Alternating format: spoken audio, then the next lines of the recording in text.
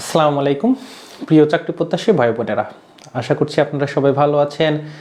আপনারা গতকালকে প্রাইমারি সহকারী শিক্ষক নিয়োগ পরীক্ষায় উপস্থিত হয়েছিলেন, যারা যারা তারা সবাই ভালো পরীক্ষা দিয়েছেন এটা আশা করছি। সাথে সাথে যারা পরীক্ষাটা দিয়েছেন, সামনে প্রাথমিক প্রধান শিক্ষক নিয়োগ পরীক্ষা দিবেন বা এই মাসের শেষে বিসিএস পরীক্ষা রয়েছে, প্রিলিমিনারি আরও পরীক্ষা দিবেন। তো এমত অবস্থায় আমরা এই আজকের ক্লাসে গতকালকের ক্লাসের প্রশ্নগুলো সলভ করব এবং সাথে সাথে আপনাদের পরবর্তী পদক্ষেপ কী হওয়া উচিত, কিভাবে প্রস্তুতি নেওয়া উচিত।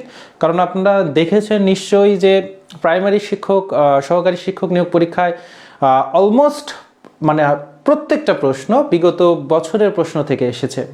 আমরা যদি বলি যে 95% প্রশ্ন কিন্তু প্রশ্ন ব্যাংক থেকে এসেছে। সো আপনাদের এই অবস্থায় করণীয় কি হবে, বিশেষ করে নিবন্ধন বা প্রাথমিক শিক্ষক নিয়োগ পরীক্ষার জন্য, সেগুলো আমরা আলোচনা করব সলভ করার মাঝে মাঝে। এবং আমাদের এই ক্লাসে আমরা এখন সলভ দিব হচ্ছে, প্রথমে আমি গণিত অংশ দিয়ে শুরু করছি, এরপরে আমাদের জিকে স্যার শ্রদ্ধেয় শাহিন স্যার এসে সাধারণ জ্ঞানের সলভ দিবেন, এরপরে আমাদের বাংলা স্যার এসে বাংলার সলভ দিবেন এবং এই ক্লাসটা শেষ হওয়ার পরে আরেকটি ক্লাসে শ্রদ্ধেয় রফিক স্যার আসবেন, উনি এসে ইংরেজি অংশের সমাধান দিবে। তো চলুন আমাদের গতকালকের বাংলা গণিতের প্রশ্নগুলো আমরা একটু দেখে নেই। তো গণিতের প্রশ্নগুলোর জন্য কিন্তু আপনার বিগত ইয়ারের প্রশ্ন যদি আপনি সলভ করে যেতেন তাহলেই কিন্তু সবগুলা প্রশ্ন সঠিক উত্তর করতে পারতেন। তো তারপরেও আমরা একটু দেখে যে কিভাবে সলভ করব দ্রুততম সময়ের মধ্যে।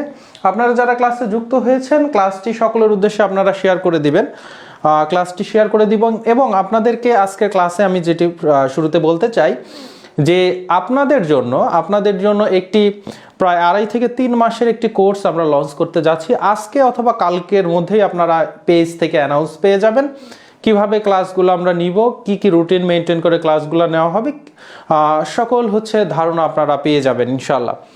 সো আপনারা সকলের উদ্দেশ্যে ক্লাসটি শেয়ার করে দিবেন। তো চলুন আমরা একটু সলভ দেখি। নিচের কোন সংখ্যাটি সবচেয়ে বড় সংখ্যা? তো দেখেন এখানে যদি সবগুলো আমাদের এখানে এগুলা দশমিক সংখ্যা দেওয়া রয়েছে, কিন্তু আমরা তো বুঝতেই পারি যে 0.3 এইটা হচ্ছে 0.2 এর চাইতে বড়। তো এই দুইটার মধ্যে যে বড় 0.3 এইটা আমরা জানতে পারতেছি, কিন্তু ক আর ঘ নাম্বারে দেওয়া আছে বর্গ, রুটের নিচে, রুট অপারেটরের নিচে দেওয়া আছে। সো দেখেন আমাদের কিন্তু একটা জিনিস মাথায় নিতে হবে যে আপনি যদি একের ছোট জিনিসকে যদি আপনি রুট ওভার করেন, তার মানে ধরেন রুট ওভার করতেছেন এক্স এর ভ্যালু যদি 1 এর চাইতে ছোট হয়, 1 এর চাইতে ছোট, তাহলে 1 এর চাইতে ছোট হওয়া মানে পয়েন্টের পরে সামথিং পয়েন্ট, এটা 9 হইতে পারে, 0.91 হইতে পারে, 0.4 হইতে পারে, 0.5 হইতে পারে। তো যখনই আপনার 1 এর চাইতে ছোট কোনো ভ্যালুর আপনার বর্গমূল করবেন, তখন ওই ভ্যালুর চাইতে বর্গমূলটা বেশি হবে, বড় হবে। তো কি বলতেছি যে দেখেন আমাদের রুটের নিচে 0.3 আছে, তাহলে 0.3 তো 1 এর চাইতে ছোট, তাহলে অবশ্যই আমার 0.3 রুটের নিচে এটা যেটা হবে সেটা 0.3 এর চাইতে বড় হবে। ব্যাপারটা দেখেন এইটা কত হবে এটা আপনার মুখস্থ করার দরকার নাই, আপনার কাছে ক্যালকুলেটর নেই, আপনার বের করতে চাওয়ারও দরকার নাই, অ্যাপ্রক্সিমেশনেরও দরকার নাই, কারণ আপনাকে অপশনগুলো সেরকমই দিয়েছে।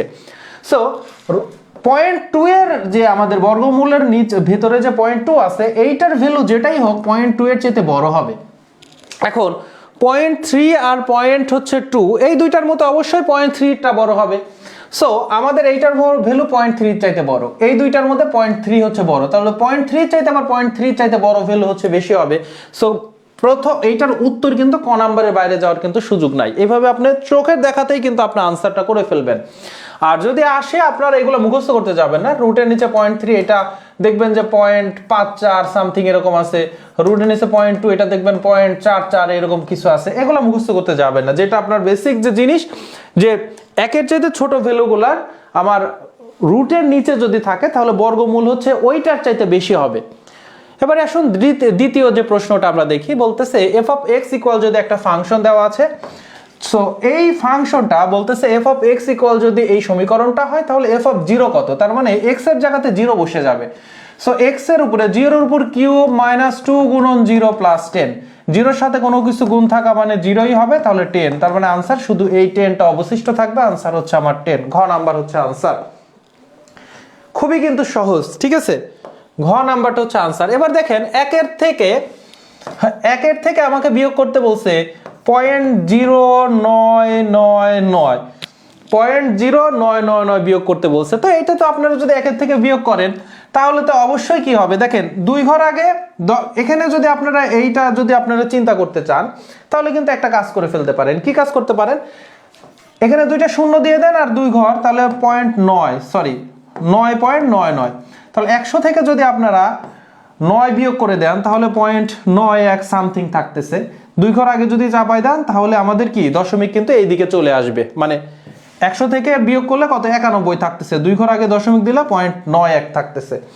সো এইটা একটা কনসেপ্ট হইতে পারে। আপনারা যেভাবে খুশি অপশনগুলো এমনভাবে দেওয়া আছে আপনি তাকাইলেই বুঝতে পারবেন যে এটা সঠিক উত্তর। আবার আপনারা চিন্তা করতে পারেন এইরকম ভাবে, যেমন 1.549 আমরা যখন রাউন্ডিং করি, আমরা যখন রাউন্ড ফিগারে আমরা নিয়ে আসি, ধরেন 1 দশমিকের পরে 2 ঘর আমরা নিব, তখন আপনারা কি করেন যে আমার যেটা বাদ দিব, যে ঘরটা বাদ দিব সেই ঘর যদি 5 বা 5-এর চাইতে বেশি থাকে তখন পূর্বের ঘরে আমরা 1 যোগ করে দেই।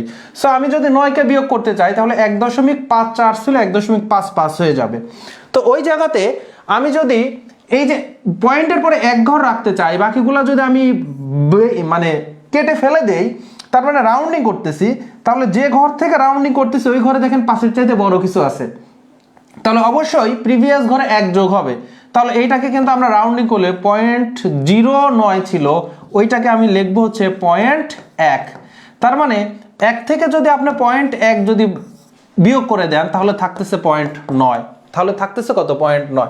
সো অনেকভাবে করতে পারেন আপনার যেভাবে ইচ্ছা সেভাবে, এবং অপশনগুলো এমনভাবে দেওয়া আছে যে আপনার এইগুলাতে কিন্তু কোনো কি কনফিউশন হওয়ার কিন্তু কোনো চান্স নেই। দেখেন কি বলতেছে, বৃত্তের ব্যাস 3 গুণ হলে ক্ষেত্রফল কত হবে।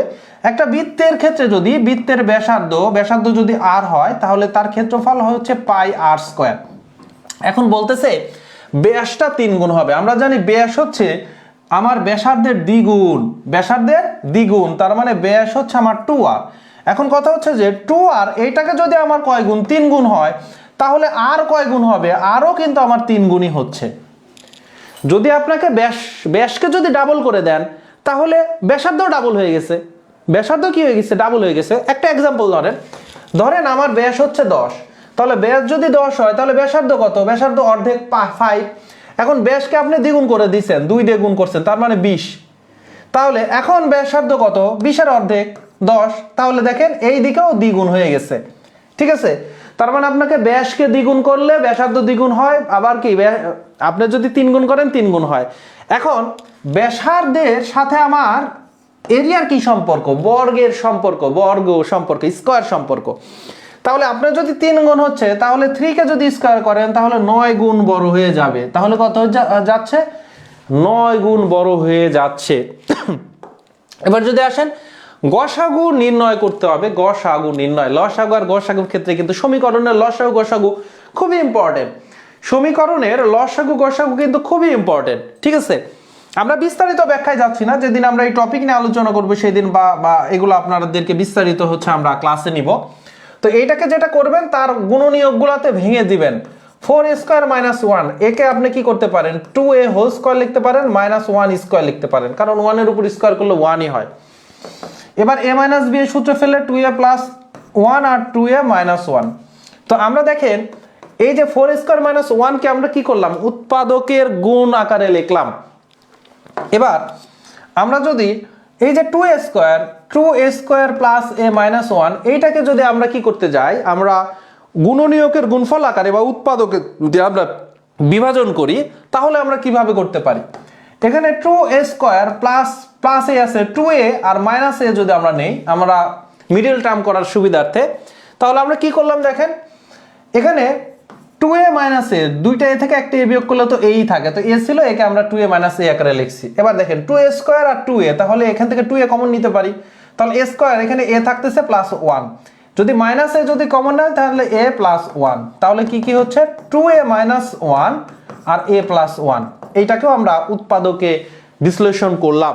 উৎপাদকে যখন বিশ্লেষণ হয়ে গেছে দুইটাই, তখন দেখব দুইটার কমন কি আছে, সবচেয়ে বড় কমন।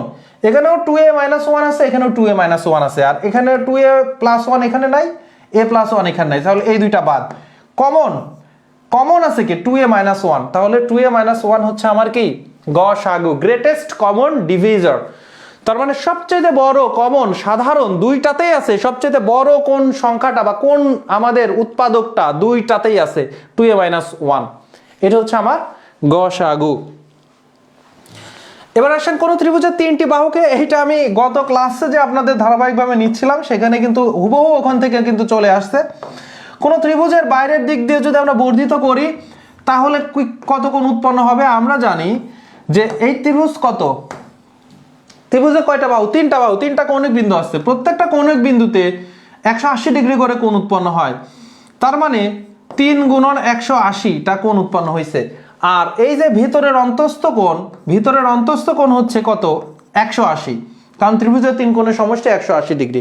তাহলে তিনটা 100 থেকে 80 থেকে একটা 180 যদি বিয়োগ করি তাহলে দুইটা 180 থাকে, তার মানে 360 ডিগ্রি। এবং এই যে 360 ডিগ্রি, এটা মজার ব্যাপার বলছিলাম, যতগুলা বহুভুজ আছে, তার মানে ত্রিভুজ হোক, চতুর্ভুজ হোক, পঞ্চভুজ হোক, ষষ্ঠভুজ হোক বা সপ্তভুজ হোক বা 10 বাহু বিশিষ্ট হোক বা 20 বাহু বিশিষ্ট হোক বা 100 বাহুও যদি হয় বা 1000 বাহুও যদি হয়, তাও সেই বহুভুজটার বাইরের দিকে যে কোণগুলো থাকবে সেই কোণগুলোর যোগফল সব সময় কিন্তু 360 ডিগ্রি হবে।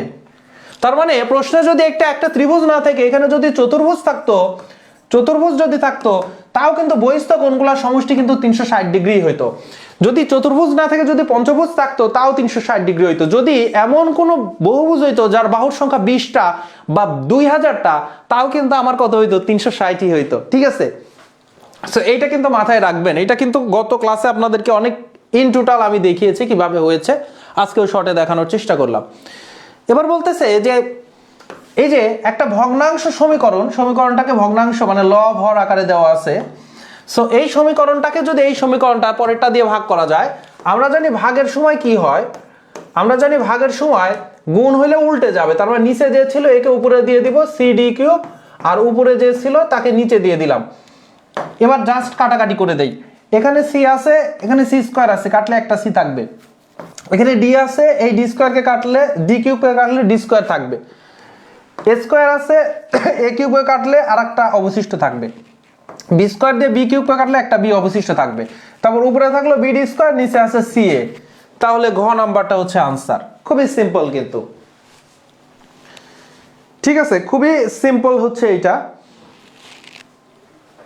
এবারে আমাদের এইখানে একটা ম্যাথ দেওয়া রয়েছে যেটা হচ্ছে আমাদের কি বলতেছে, মানে সহজ কথাই হচ্ছে সহজ কথা দেওয়া আছে একটা সরল। তো সরলের ক্ষেত্রে আপনাদেরকে বলেছিলাম যে ওই যে আমরা যদি বদমাস যদি অ্যাপ্লাই করি তাহলে প্রথমে হচ্ছে ব্র্যাকেট, তারপরে অফ মানে এর বাংলা হচ্ছে এর, তাহলে ভাগ তারপরে গুণের আগে কিন্তু এর কাজ হবে, এর কাজ কিন্তু গুণের মতোই, তাহলে এর আছে, এর কাজটা আগে হবে 5/6 গুণন 6/7, তাহলে গুণ করলে 6 কেটে যাবে, শুধু থাকবে 5/7, শুধু থাকবে কি 5/7। এইটাকে এই এইটার ভ্যালু হচ্ছে 5/7, এটাকে ভাগ আছে 1/3/7, তার মানে এটাকে যদি আমি অপ্রকৃত ভগ্নাংশ আকারে লিখি 7 × 7 আর 3 × 10, 10/7। এখন বলতেছে তাহলে 5/7কে যখন আমি 10/7 দিয়ে ভাগ করব, ভাগকে গুণ আকারে লিখলে 7টা নিচে ছিল উপরে চলে গেল, 10টা নিচে চলে আসবে, 7 7 কাটা, 5 দিয়ে কাটলে তাহলে 1/2। তাহলে এর সাথে কত যোগ করলে 1 হবে? তাহলে হাফ আমাদের আনসার হলো এতটুকুর।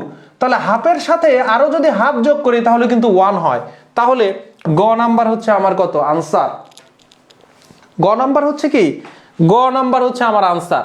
এবার বলতেছে দেখেন প্রশ্ন, 3 টাকা কি বলতেছে, 3 টাকা 75 টাকার শতকরা কত?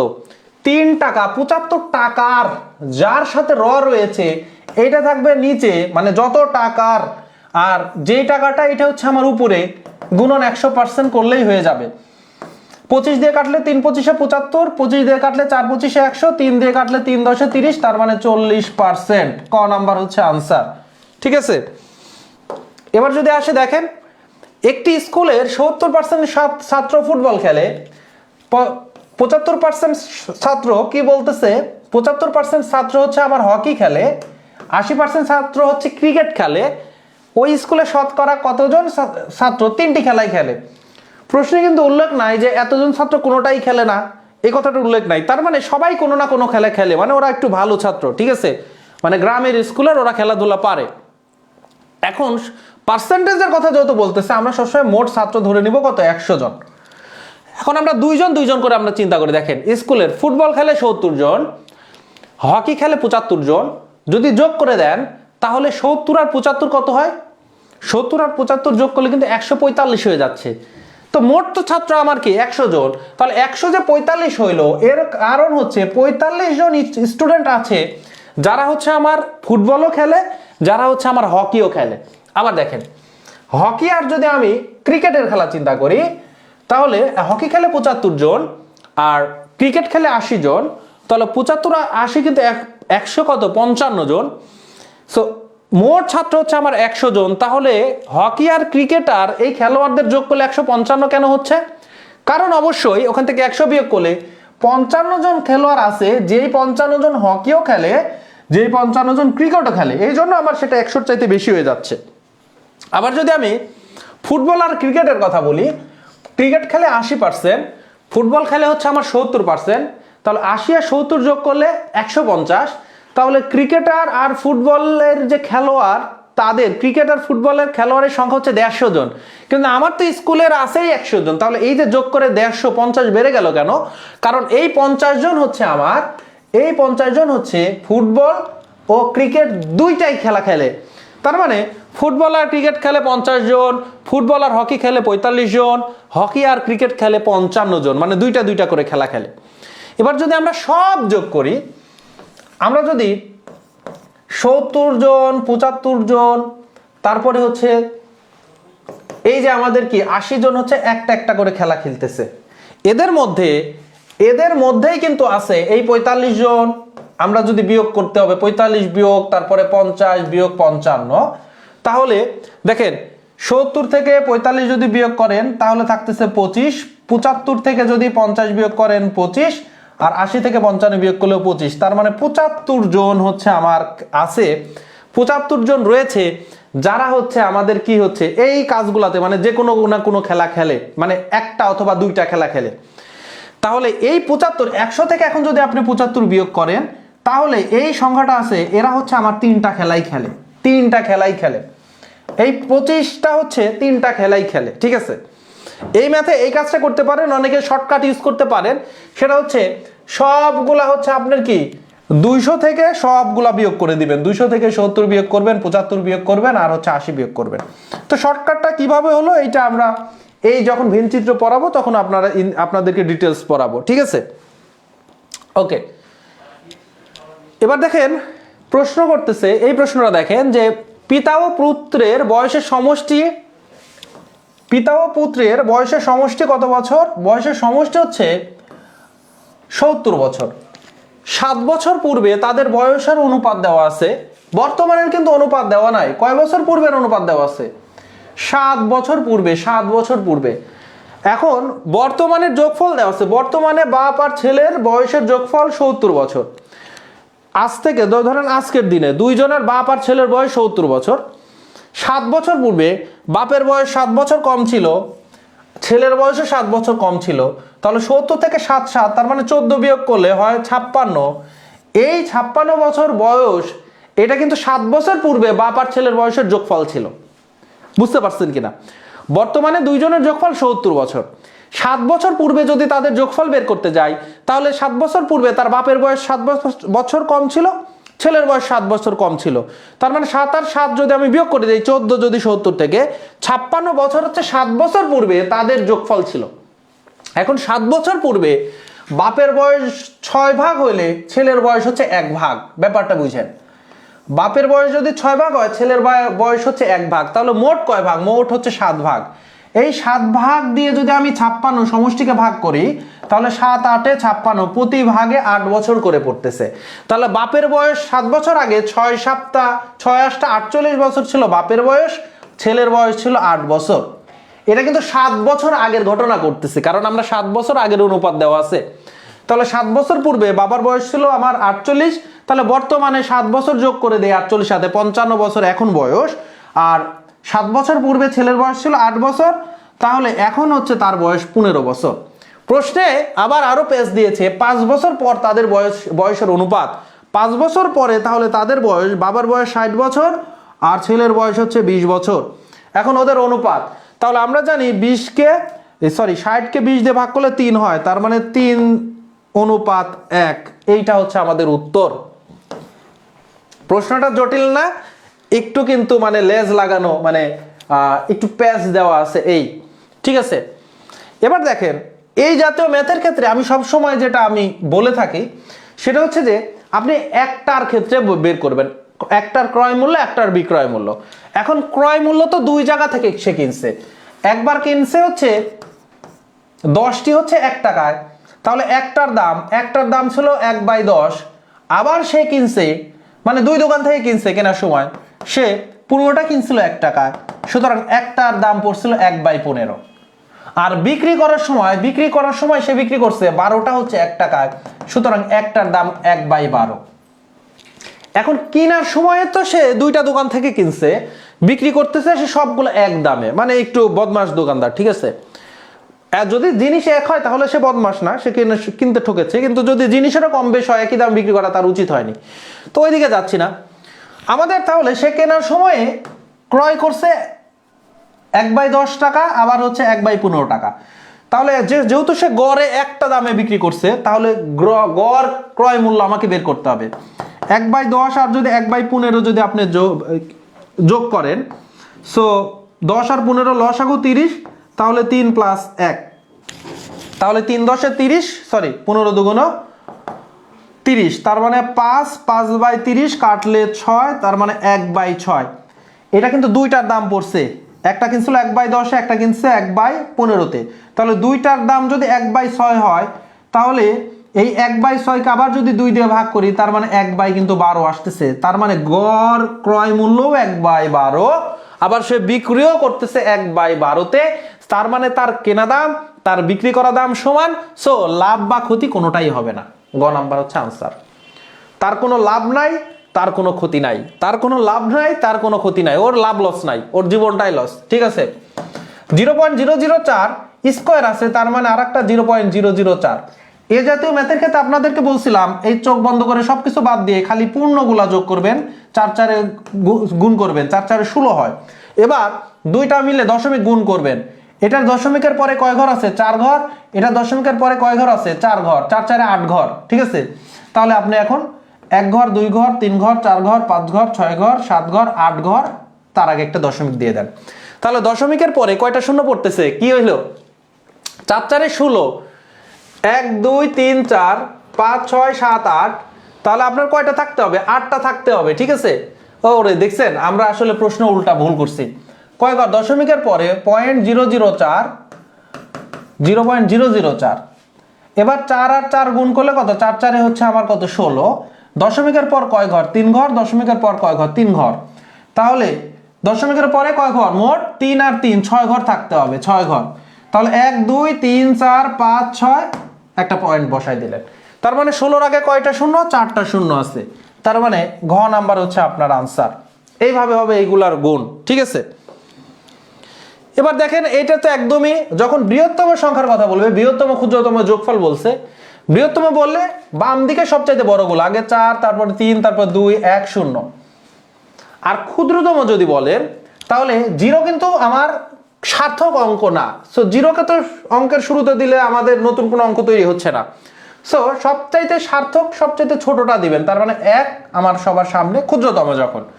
তারপরে 0টা 1 ঘর পরে দিবেন, তারপরে সবচাইতে ছোটগুলা 2 3 4 যোগ করে দেন। যোগ যদি আপনি করে দেন তাহলে এখানে কত? এটা কত ছিল? 0 ছিল। 4 আর 0 যোগ করলে 0, 1 আর 3 যোগ করলে আমার 4, 2 আর 2 যোগ করলে 4, তারপর 3 5 5 3 4 4 4 5 3 4 4 4, তার মানে ক নাম্বার হচ্ছে আমার আনসার। ক নাম্বার হচ্ছে আনসার।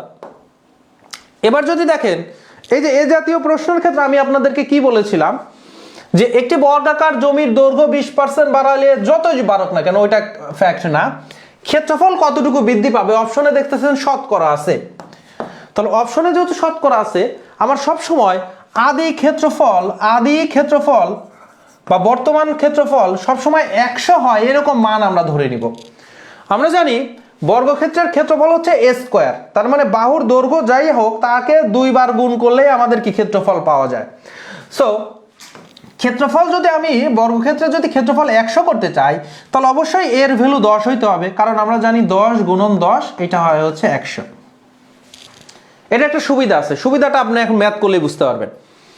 20% মানে কি? 20% মানে 10 ভাগের 2 ভাগ, 10% মানে 10 ভাগের 1 ভাগ। কিভাবে? আপনাদেরকে শতকরাতে এগুলো বারবার শিখিয়েছি। পার্সেন্ট মানে হচ্ছে আমার 100 দিয়ে ভাগ, পার্সেন্ট যখন উঠাই দিবেন 100 দিয়ে ভাগ, তাহলে কাটাকাটি করলে 0 0 কাটতেছে, তাহলে 2 বাই আমার 10, তার মানে 10 ভাগের 2 ভাগ। তাহলে দেখেন এই যে আপনি যে 10 ধরলেন এতে অনেক সুবিধা হয়েছে। 20% বাড়ানো মানে 10 ভাগের 2 ভাগ বাড়ানো। তো আপনি এর বাহুর দৈর্ঘ্যই 10 ধরছেন, তাহলে 10-এর মধ্যে 2 ঘর যদি বাড়াই দেন তাহলে এখন হয়ে যাবে 20% মানে 12। আর 10-এর মধ্যে দেখেন 10% কমাই ফেলছে। 10% মানে কি? 10% মানে 10% মানে 100 দিয়ে ভাগ, পার্সেন্ট যদি উঠাই দেই তাহলে 0 0 কাটলে 10 ভাগের 1 ভাগ। তাহলে 10% কমাই দেওয়া মানে 10 ভাগের 1 ভাগ কমাই দেওয়া। তাহলে 10 থেকে যদি 1 কমাই দেন তাহলে এখন থাকতেছে 9। তাহলে আগে 10 10-এ আমার ক্ষেত্রফল ছিল 100, এখন 12 আর 9, 9 12 কত হয়ে যাবে? 9 12 হয়ে যাবে 108। তাহলে 100 থেকে 8 বেড়ে যায়, তাহলে 100তে কয় পার্সেন্ট বাড়লো? 8% বাড়ছে। এই হচ্ছে আমার গ নাম্বার আনসার। ঠিক আছে, কোনো ধরনের জটিল ক্যালকুলেশন করা লাগলো না। এজন্য আপনারা যখনই এই যে ধরাধরির ব্যাপার আসবে সবসময়ই বর্গক্ষেত্র হইলেও আমার ক্ষেত্রফল 100 ধরবেন, আয়তক্ষেত্র হইলেও এমন কিছু ধরবেন যেন ক্ষেত্রফল 100 থাকে, যেমন আয়তক্ষেত্র বলছে। তাহলে আপনি দৈর্ঘ্যকে ধরেন 20 আর প্রস্থকে 5 ধরতে পারেন। এইটা আপনার ভাল লাগে নাই। 100 মিলাইতে তো আরো অপশন আছে, 100 মিলাইতে আরো অপশন আছে। আপনি কি 50 আর 2ও ধরতে পারেন, কোনো সমস্যা নাই, ক্যালকুলেশন করেন, মিলবে। ঠিক আছে, কোন ভগ্নাংশটি ক্ষুদ্রতম? তো ক্ষুদ্রতমের জন্য চেক করার উপায়, ধরেন এটা 11/14 আর 17/21। ঠিক আছে, তো এইটার উপরেরটা দিয়ে এই পার্টটা নিচের পার্টটাকে গুণ করবেন। তো গুণ করে 11 আর 21 করলে 2 1 2 আর 1 যোগ করলে 3, 231। আর এই নিচেরটা আর এই পাশের উপরটা গুণ করে পেরে রাখবেন। 14 আর 17 দেখবেন 200 মনে সম্ভবত 38 হয়। ঠিক আছে, 4 7 28, ঠিক আছে 8, হ্যাঁ 238।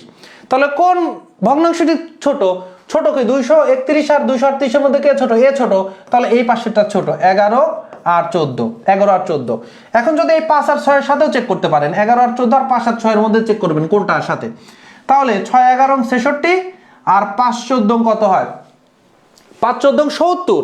তাহলে আবার দেখবেন 66 ছোট, তার মানে এইটা ছোট, তার মানে এইটার এটার মধ্যে এটা ছোট, এইটার সাথেও দেখবেন এটাই ছোট। সো ক নাম্বার হচ্ছে এটা আনসার। এইভাবে আপনারা চেক করবেন। দেখেন লসাগু গসাগু, এই সূত্রটা মনে রাখবেন। সংখ্যাদ্বয়ের গুণফল, ধরেন দুইটি সংখ্যা এ, একটা এ আর একটা বি, তাহলে সংখ্যা দুইটার গুণফল ইকুয়াল হবে লসাগু গুণন গসাগু। ঠিক আছে, লসাগু আর গসাগুর গুণফল আর সংখ্যাদ্বয়ের গুণফল সবসময় সমান। তো বলতেছে লসাগু 36, গসাগু আমার 6, একটা সংখ্যা বড় হইলে আর একটা কত? তাহলে এ যদি বের করতে চান তাহলে বি দিয়ে ভাগ করতে হবে, বি যদি বের করতে চান তাহলে এ দিয়ে ভাগ করতে হবে। তাহলে এই গুণফলকে লসাগু আর গসাগুর গুণফলকে যদি একটা সংখ্যা দিয়ে ভাগ করেন অপর সংখ্যা চলে আসবে। 6 2 12, 2, তাহলে 2 দিয়ে কাটলে 18, 18 হচ্ছে আর একটা সংখ্যা। ঠিক আছে, তাহলে আর একটা সংখ্যা হচ্ছে আমার 18, ক নাম্বার হচ্ছে আনসার। এবারে যদি এই সংখ্যাটা দেখি, দেখেন এটা একটা মানে এগুলার সময় মানে সরলীকরণ দেওয়া আছে, একদমই ইজি সরলীকরণ। a - b এখানে আছে, এখানে a - b আছে।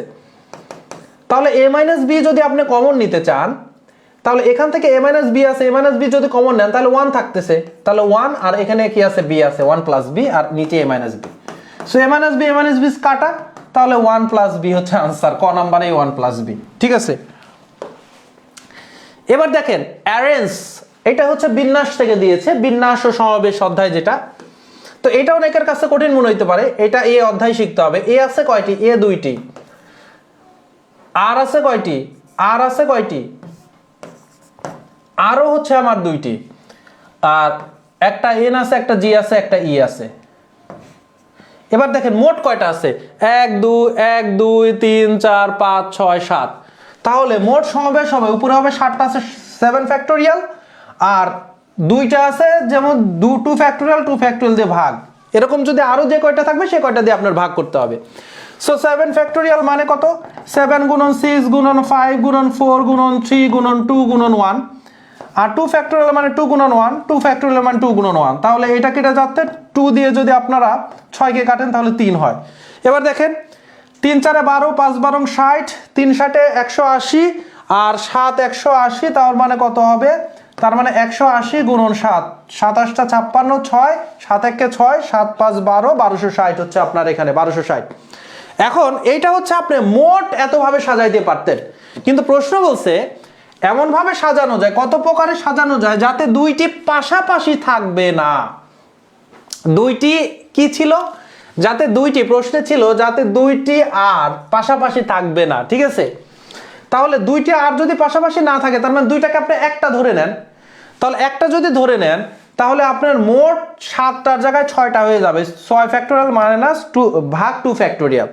তাহলে এটা যদি ক্যালকুলেশন করেন 6 গুণন 5 গুণন 4 গুণন 3 গুণন 2 গুণন 1, 2 গুণন 1, আপনি যদি কাটাকাটি করেন 4 3 12, 5 12 60, 360। তাহলে এইভাবে এক জায়গায় করে আমার সমাবেশ হবে আমার কত? 360। মোট 1260 থেকে যদি 360 বিয়োগ করেন তাহলে আমার 900। এটা হচ্ছে ওইভাবে হবে না যেখানে দুইটি পাশাপাশি থাকবে না।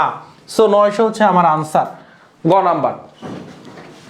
এবারে যদি আমরা দেখি লাস্ট প্রশ্ন যেটা ছিল যে 18 ফুট উঁচু থেকে, দেখেন এগুলো খুব কমন প্রশ্ন ব্যাংকে কিন্তু এগুলো আপনারা পেয়ে যাবেন। তো ধরেন একটা খুঁটি ছিল, এটা ভূমিতে একটা খুঁটি ছিল এতটুকু, তো এটা মোট হচ্ছে আমার 18 ফুট। তো এটা এক্স উচ্চতায় ভেঙে পড়ছে। সো এক্স উচ্চতায় ভেঙে পড়ছে এমনভাবে বিচ্ছিন্ন না, টাস করে এখান থেকে পড়ে গেছে মনে করেন, তাহলে এই মাথাটা এখানে যে পড়ছে ভূমিতে। আমরা ঝড়ের দিনে কিন্তু সুপারি গাছ এভাবে ভেঙে পড়তে দেখি বা কলা গাছ এভাবে ভেঙে পড়তে দেখি, ঠিক আছে? তো এমনভাবে পড়ছে, তাহলে এটা যদি এক্স হয় উপরে কতটুকু তাহলে থাকতেছিল 18 মাইনাস এক্স, তাহলে এটা অতিভুজ 18 মাইনাস এক্স। তো পড়ে গেছে টাস করে, পড়ার পরে এই ভূমির সাথে উৎপন্ন করছে 30 ডিগ্রি কোণ। দেখেন উৎপন্ন করছে কত ডিগ্রি কোণ? 30 ডিগ্রি কোণ। এখন বলতেছে কত উচ্চতায় ভেঙে গেছে, এক্স এর পরিমাণ বের করতে বলছে। তো আমরা জানি যে আমি যখন সূক্ষ্মকোণের বিপরীতটা হয় হচ্ছে আমার লম্ব, আর সমকোণের বিপরীতটা হয় হচ্ছে আমার অতিভুজ, আর যে মাটিতে আছে তার মানে ওই কোণ উৎপন্ন করে হচ্ছে ভূমি আর অতিভুজ মিলায়, তাহলে এটা ভূমি, ঠিক আছে? এখন আমার তার মানে আছে হচ্ছে লম্ব আর অতিভুজ, তাহলে লম্ব আর অতিভুজ সংশ্লিষ্ট ত্রিকোণমিতিক অনুপাতকে সাইন, তাহলে সাইন 30 ডিগ্রি ইকুয়াল হবে লম্ব হচ্ছে এক্স, অতিভুজ হচ্ছে 18 মাইনাস এক্স। সাইন 30 এর মান হচ্ছে হাফ, তাহলে x divided by 18 minus x, আর যদি গুণ করেন 18 মাইনাস এক্স আর এখানে 2x, এ পাশে মাইনাস এক্স আছে ওই পাশে ওরে পাঠাই দেন, তাহলে 3x হয়ে যাবে। তাহলে x ইকুয়াল তাহলে কত হবে? 18কে 3 দিয়ে ভাগ করলে 6 হচ্ছে আমার আনসার। তার মানে ভূমি থেকে ঝড়ের সময় যখন ভেঙে পড়ছে 6 মিটার উচ্চতা আসলে ভেঙে পড়ে গেছে। সো এই ঘ নাম্বার হচ্ছে আনসার। তো এটাই ছিল অল অ্যাবাউট হচ্ছে ম্যাথ প্রশ্নের সলভ। আর আপনারা কিন্তু যতগুলো ম্যাথ দেখেছেন এমন কোনো ম্যাথ পাবেন না যেটা বিগত বছরের প্রশ্ন ব্যাংকে আপনারা খুঁজে পাবেন না। এজন্য কিন্তু আপনাদেরকে বুঝতে হবে যে প্রশ্ন ব্যাংক সলভ করা কিন্তু আগে আপনার জরুরি। অবশ্যই প্রশ্ন ব্যাংকের আগে আপনার বেসিক প্রত্যেকটা চ্যাপ্টার সম্পর্কে ধারণা থাকতে হবে, এবং যখন ধারণাটা থেকে যাবে এরপরে আপনি বারবার খালি প্রশ্ন ব্যাংক সলভ করতে থাকবেন। যখন আপনি একটা ধরেন আপনি পরীক্ষা দিচ্ছেন হচ্ছে প্রাইমারি, তো প্রাইমারি প্রশ্ন ব্যাংক বারবার সলভ করতেছেন, আপনার সাথে সাথে নিবন্ধনের অন্যান্য পরীক্ষার প্রশ্ন ব্যাংক আপনি সলভ করেন, বিসিএস এর প্রশ্ন সলভ করেন, ঠিক আছে? সো এখন আপনাদেরকে সাধারণ জ্ঞান অংশের হচ্ছে সমাধান নিয়ে আসবে শ্রদ্ধেয় শাহিন স্যার। উনি আপনাদেরকে সলভ দেখাবেন, সাথে সাথে পরবর্তী পদক্ষেপ আপনাদের কিভাবে পড়াশোনা করা উচিত সেগুলো সম্পর্কে উনি মূল্যবান কথা বলবেন ইনশাল্লাহ। তো আমি বিদায় নিচ্ছি, দেখা হবে আপনাদের ধারাবাহিক গণিতের আয়োজনে, যে আয়োজনটা আপনাদেরকে আজকে অথবা কালকে জানিয়ে দেওয়া হবে, কিভাবে কোন সময়ে কতটুকু করে আমরা ক্লাস নিব। তো সে পর্যন্ত এখন আমি বিদায় নিচ্ছি, আপনাদের সাথে ক্লাসে দেখা হবে। আসসালামু আলাইকুম রহমতুল্লাহ।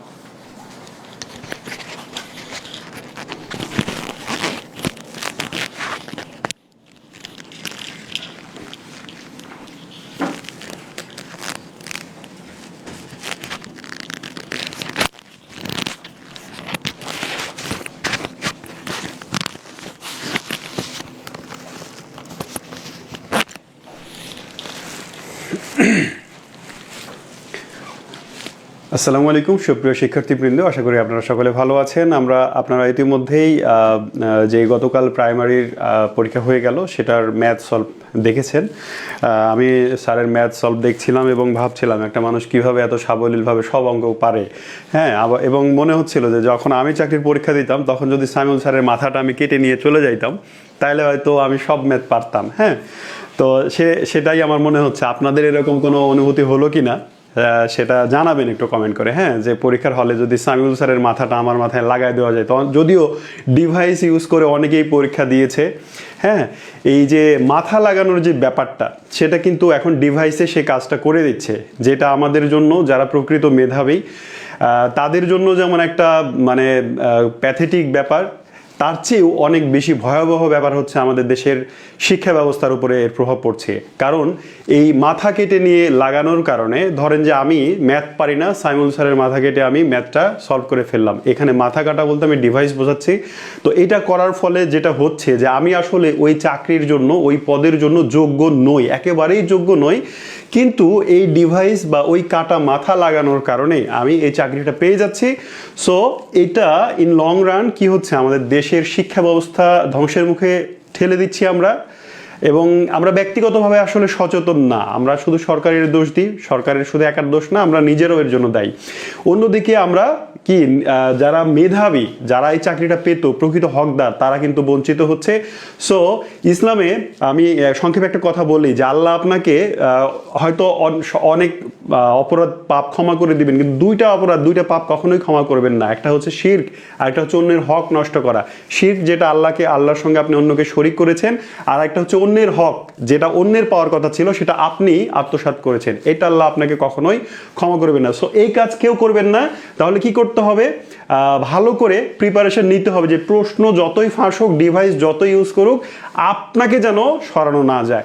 সো এইটার জন্য কিভাবে আপনি প্রিপেয়ার্ড হতে পারেন, যারা নতুন চাকরির পরীক্ষার প্রস্তুতি নিচ্ছেন অথবা যারা বেশ কিছু পরীক্ষা দিয়েছেন কিন্তু এখনও সফলতা আসছে না, তাদের জন্য একটা ক্লিন অ্যান্ড ক্লিয়ার মেসেজ আমার ক্লাসের মধ্যেই থাকবে। একটু অপেক্ষা করেন, সেটার দিকে যাব। তো সাধারণ জ্ঞান অংশে খুবই সহজ প্রশ্ন হয়েছিল আমার দৃষ্টিতে। প্রাইমারি যে পরীক্ষা হয়ে গেল, এখানে সাধারণ জ্ঞান অংশে খুবই সহজ প্রশ্ন হয়েছিল এবং সাধারণ জ্ঞানের মোটামুটি 22টা প্রশ্ন ছিল। তার মধ্যে অধিকাংশই প্রিভিয়াস কোশ্চেন্স থেকে রিপিটেড কোশ্চেন, যেটা আগেও বিভিন্ন পরীক্ষায়, বিসিএস পরীক্ষায়, এনটিআরসি এর পরীক্ষায় বা অন্যান্য পরীক্ষায় এসছে, সেরকম প্রশ্নই আসলে তুলে দিয়েছে। সো আমরা এটাও মার্ক করব যে এই 22টার মধ্যে কয়টি প্রশ্ন ছিল যেটা আগেও এসছে আর কয়টি নতুন প্রশ্ন ছিল, সেটাও দেখব। 1 নম্বর প্রশ্ন আমরা শুরু করি। 1 নম্বর প্রশ্ন দিয়ে, সাধারণ জ্ঞানের যে 1 নম্বর প্রশ্ন সেটা হচ্ছে বিশ্বের প্রাচীনতম বিশ্ববিদ্যালয় কোনটি? এখানে 4টা ইউনিভার্সিটির নাম দেওয়া আছে, এর মধ্যে সবচেয়ে প্রাচীন যেটা সেটা আপনাকে ফাইন্ড আউট করতে হবে। খুবই সহজ, বহুল প্রচলিত। আমরা এইটাকে একটা মার্কের মধ্যে আনবো। এখানে আমরা লিখবো 1। ঠিক আছে, এই 1 লেখার কারণ হচ্ছে এটা প্রিভিয়াস কোশ্চেন, মানে অতীতেও এই প্রশ্নটা কোনো না কোনো পরীক্ষায় এসছে। আপনি যদি জব সলিউশন বের করেন দেখবেন যে বেশ কয়েকটা জায়গায় এই প্রশ্নটা এসছে। সো এখানে আমরা মার্ক করলাম 1। এভাবে আমরা গুনবো যে কয়টা প্রশ্ন রিপিট হয়েছে। ঠিক আছে, তাহলে একটু আমরা দেখি এর সঠিক উত্তর কোনটি। আমরা অক্সফোর্ড ইউনিভার্সিটি, অক্সফোর্ড আর ক্যামব্রিজ, এই দুইটা হচ্ছে ব্রিটেনের দুটি ইউনিভার্সিটি, খুবই বিখ্যাত ইউনিভার্সিটি। অক্সফোর্ড ইউনিভার্সিটি প্রতিষ্ঠিত হয়েছিল 1096 সালে। একটু দেখি কোনটা কত সালে। ক্যামব্রিজ ইউনিভার্সিটি হয়েছিল 1209 সালে। আল আজাহার বিশ্ববিদ্যালয় মুসলিম বিশ্বের খুবই বিখ্যাত একটা বিশ্ববিদ্যালয়। এই আল আজাহার বিশ্ববিদ্যালয় 970 খ্রিস্টাব্দে প্রতিষ্ঠিত হয়েছিল, 970 থেকে 72 খ্রিস্টাব্দের মধ্যে। আর নালন্দা বিশ্ববিদ্যালয় যেটি আমরা বলছি, এটি আসলে একেবারে বিশ্ববিদ্যালয় এই কথাটা আমার মনে হয় যে অ্যাপ্রোপ্রিয়েট না। নালন্দা একটা মহাবিহার ছিল, যেমন আমাদের বাংলাদেশের পাহাড়পুর বিহার। এইটা আসলে একটা শিক্ষা কেন্দ্র, একই সঙ্গে বৌদ্ধ ধর্মের উপাসনা হতো এবং শিক্ষা দান করা হতো। তো আধুনিক কনসেপ্টে এটা আমরা ধরে নিই এটা একটা বিশ্ববিদ্যালয়। সো নালন্দা বিশ্ববিদ্যালয় প্রতিষ্ঠিত হয়েছিল 427 সালে বা 27 খ্রিস্টাব্দে। গুপ্ত যুগে আমাদের বাংলার প্রাচীন ইতিহাসে যে 4টি রাজবংশ আছে তার মধ্যে মৌর্যের পরবর্তী বংশ হচ্ছে গুপ্ত। তো গুপ্ত যুগে পঞ্চম শতাব্দীতে অর্থাৎ 427 সালে এই নালন্দা বিশ্ববিদ্যালয় প্রতিষ্ঠিত হয়েছিল। তাহলে দেখেন তো কোনটি বিশ্বের সবচেয়ে প্রাচীন বিশ্ববিদ্যালয় হবে? অবশ্যই নালন্দা। ঠিক আছে, আচ্ছা 2 নম্বর হচ্ছে সরকারি প্রাথমিক বিদ্যালয়ের সহকারী শিক্ষকদের নিয়োগদানকারী কর্তৃপক্ষ কে? এটি একেবারেই প্রাথমিক বিদ্যালয় সংক্রান্ত ওই শিক্ষা সংক্রান্ত একটা প্রশ্ন এসেছে, মানে ডিপার্টমেন্টাল কোশ্চেন আমরা এটাকে বলি। তো এইটার উত্তর হচ্ছে মহাপরিচালক প্রাথমিক শিক্ষা অধিদপ্তর। এই প্রশ্নটা এর আগে কোথাও এসছে কিনা আমি স্বচ্ছভাবে আইডিয়া পাচ্ছি না, সো এটাকে আমরা বাদ দিলাম, যে আগে আসছে এই তালিকা থেকে বাদ দিলাম মানে আপাত দৃষ্টিতে। ঠিক আছে, তবে এটা আপনি যদি প্রাইমারির মানে প্রশ্ন প্রিভিয়াস বিশ্লেষণ করে আমার মনে হয় যে এটা পাওয়া যাবে ভিতরে। আচ্ছা আমরা একটু সামনে যাই। 3 নম্বর প্রশ্ন, ইউএনএফসিসিসি এর পূর্ণরূপ কি? এইটা জাতিসংঘের জলবায়ু পরিবর্তন মোকাবিলা বিষয়ক একটা চুক্তি, এবং জাতিসংঘ আমি যখন এর আগে যখন ক্লাস নিয়েছি আপনাদের বারবারই বলেছি যে পরিবেশগত ইস্যু অত্যন্ত গুরুত্বপূর্ণ। বাংলাদেশে এমন কোনো চাকরি বা পরীক্ষা বলেন, অ্যাডমিশন টেস্ট বলেন, সেটা হয় না যেখানে পরিবেশ সংক্রান্ত অন্তত একটা প্রশ্ন আসে না। সো এটা খুবই কমন এবং অতীতে বহুবার এই প্রশ্নটা বিভিন্ন জায়গায় এসছে। ঠিক আছে, তো ইউএনএফসিসিসি এটি জাতিসংঘের জলবায়ু পরিবর্তন বিষয়ক একটি চুক্তি, হ্যাঁ, যেটা 1992 সালে বিশ্ব ধরিত্রী সম্মেলনের মাধ্যমে জাতিসংঘ গ্রহণ করেছিল। এবং এই ইউএনএফসিসিসি এটি কপ সম্মেলনের আয়োজন করে। সিওপি হচ্ছে যে এই কপ সম্মেলন যে 30তম হয়ে গেল, এইটা কনফারেন্স অফ দ্য পার্টিস, পুরো নাম হচ্ছে কপ। তো এই সম্মেলন আয়োজন করার সংস্থা হচ্ছে ইউএনএফসিসিসি। তো ইউএনএফসিসিসি এর পূর্ণরূপ কি? এখানে কাছাকাছি 2টি অপশন আছে, এটা একেবারেই না, এটাও একেবারেই না। এখন United Nations framework convention climate council, তো এইটার প্রথম এই অংশটা ইউনাইটেড নেশনস ফ্রেমওয়ার্ক কনভেনশন এ পর্যন্ত কিন্তু ঠিক, বাট এই জায়গাটা আর ঠিক নয়। তাহলে পরেরটা আমরা দেখি, United Nations framework convention on climate change, এটাই আসলে সঠিক উত্তর। তাহলে ইউএনএফসিসিসি এর পূর্ণরূপ হচ্ছে United Nations framework convention on climate change. খুবই মানে বহুল প্রচলিত আরেকটা প্রশ্ন হচ্ছে যে বাংলাদেশের প্রথম শিক্ষা কমিশন কোনটি? অতীতে বহুবার এই প্রশ্নটি এসেছে। দেখেন 1971 সালে বাংলাদেশ যখন স্বাধীনতা লাভ করে বা মানে স্বাধীন হয়, মানে ফাইনালি আমরা যখন 72 সালে স্বাধীন দেশের যাত্রা শুরু হয় 1971 সালের 16ই ডিসেম্বরের পরে, তখন দেশের শিক্ষা ব্যবস্থা কেমন হবে, কিভাবে আমরা শিক্ষা ব্যবস্থাকে এগিয়ে নিয়ে উন্নত হতে পারি, সেইটার দিক নির্দেশনা দেওয়ার জন্য ওই সময়ের মানে সরকার, শেখ মুজিবুর রহমানের সরকার একটা শিক্ষা কমিশন গঠন করেন, যার প্রধান ছিলেন কুদরত-ই-খুদা, ডক্টর কুদরত-ই-খুদা। এটি গঠিত হয়েছিল 1972 সালে। 1972 সালে এটি গঠিত হয়, আর 1974 সালে এটি রিপোর্ট প্রদান করে। হ্যাঁ, রিপোর্ট প্রদান করে 1974 সালে যে আমাদের শিক্ষা ব্যবস্থা 3 স্তর বিশিষ্ট হবে ইত্যাদি ইত্যাদি। তো কুদরত-ই-খুদা শিক্ষা কমিশন সম্পর্কেও বিস্তারিত আমরা যখন কোর্সে ক্লাস করব তখন ইনশাল্লাহ বিস্তারিত দেখব। তো আমাদের প্রথম শিক্ষা কমিশন হচ্ছে ডক্টর কুদরত-ই-খুদা শিক্ষা কমিশন, অর্থাৎ তার নেতৃত্বে যে কমিশনটি গঠিত হয়েছিল 72 সালে সেটি। তাহলে এখানে আমরা 3 দেখতে পাচ্ছি, কারণ এই 4টি বর্তমানে যে 4টি প্রশ্ন আমরা আসলে এইখানে একটা কাজ করি, সেটা হচ্ছে যে এইখানে এটাকে 2 ধরি, এটা আসছে অতীতে কোনো পরীক্ষাতে অবশ্যই, এইটা হচ্ছে আমরা 3 ধরলাম, আর এটা হচ্ছে 4, মানে 4-এ 4টি প্রিভিয়াস কোশ্চেন। এরপরে 5 নম্বর বিশ্ব মানবাধিকার দিবস কবে? এটিও অনেকবার এসছে, এই প্রশ্নটিও অনেকবার বিভিন্ন পরীক্ষায় এসছে। বিশ্ব মানবাধিকার দিবসের মধ্যে কয়েকটি দিবস বারবার আসে, মানবাধিকার দিবস, এইডস দিবস, নারী দিবস, রোকিয়া দিবস, এই দিবসগুলো অনেকবার আসে। তো 1948 সালে জাতিসংঘের universal human rights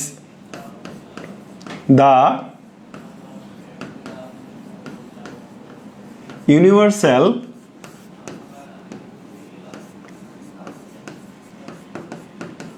declaration of human rights, এটি 1948 সালের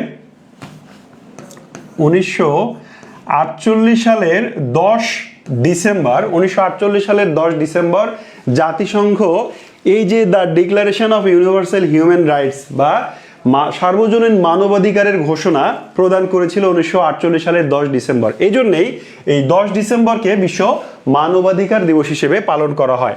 2025 সালে শান্তিতে নোবেল পুরস্কার বিজয়ী কে? খুবই রিলেভেন্ট প্রশ্ন, কয়েকদিন আগে নোবেল পুরস্কার ঘোষণা হয়েছে।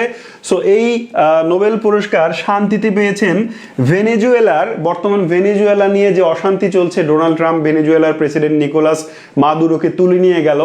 তো নিকোলাস মাদুরোর বিপরীতে বিরোধী দলীয় যিনি নেত্রী ছিলেন তার নাম হচ্ছে মারিয়া করিনা মাচাদো, তিনি এই শান্তি পুরস্কার 2025 সালে পেয়েছেন। এটা একটা সাম্প্রতিক প্রশ্ন, হ্যাঁ এটা একটা সাম্প্রতিক প্রশ্ন, তো আমরা এটাকে মানে প্রিভিয়াস প্রশ্ন হিসেবে কাউন্ট করছি না। তবে সাম্প্রতিক হলেও এর আগে যে ইতিমধ্যে যে পরীক্ষাগুলো প্রাইমারি পরীক্ষার আগে এবং এই নোবেল পুরস্কার ঘোষণার পরে এই মাঝখানে যে পরীক্ষাগুলো হয়েছে তার মধ্যে খুঁজলে আপনি এই প্রশ্নটাও পাবেন। সো ওই হিসেবে এটাকেও প্রিভিয়াস প্রশ্ন ধরা যেতে পারে, তো তারপর আমরা ধরলাম না। আন্তর্জাতিক মাতৃভাষা দিবস কোন সালে স্বীকৃত হয়? এটাও বহুবার এসছে এই প্রশ্নটা, আমরা ও পাশে কত নাম্বার দিয়েছিলাম? 5, এটা তাহলে দিব 6, ঠিক আছে, প্রিভিয়াস 6 নাম্বার। আচ্ছা, 1999 সালের 17ই ডিসেম্বর, 1999 সালের 17ই ডিসেম্বর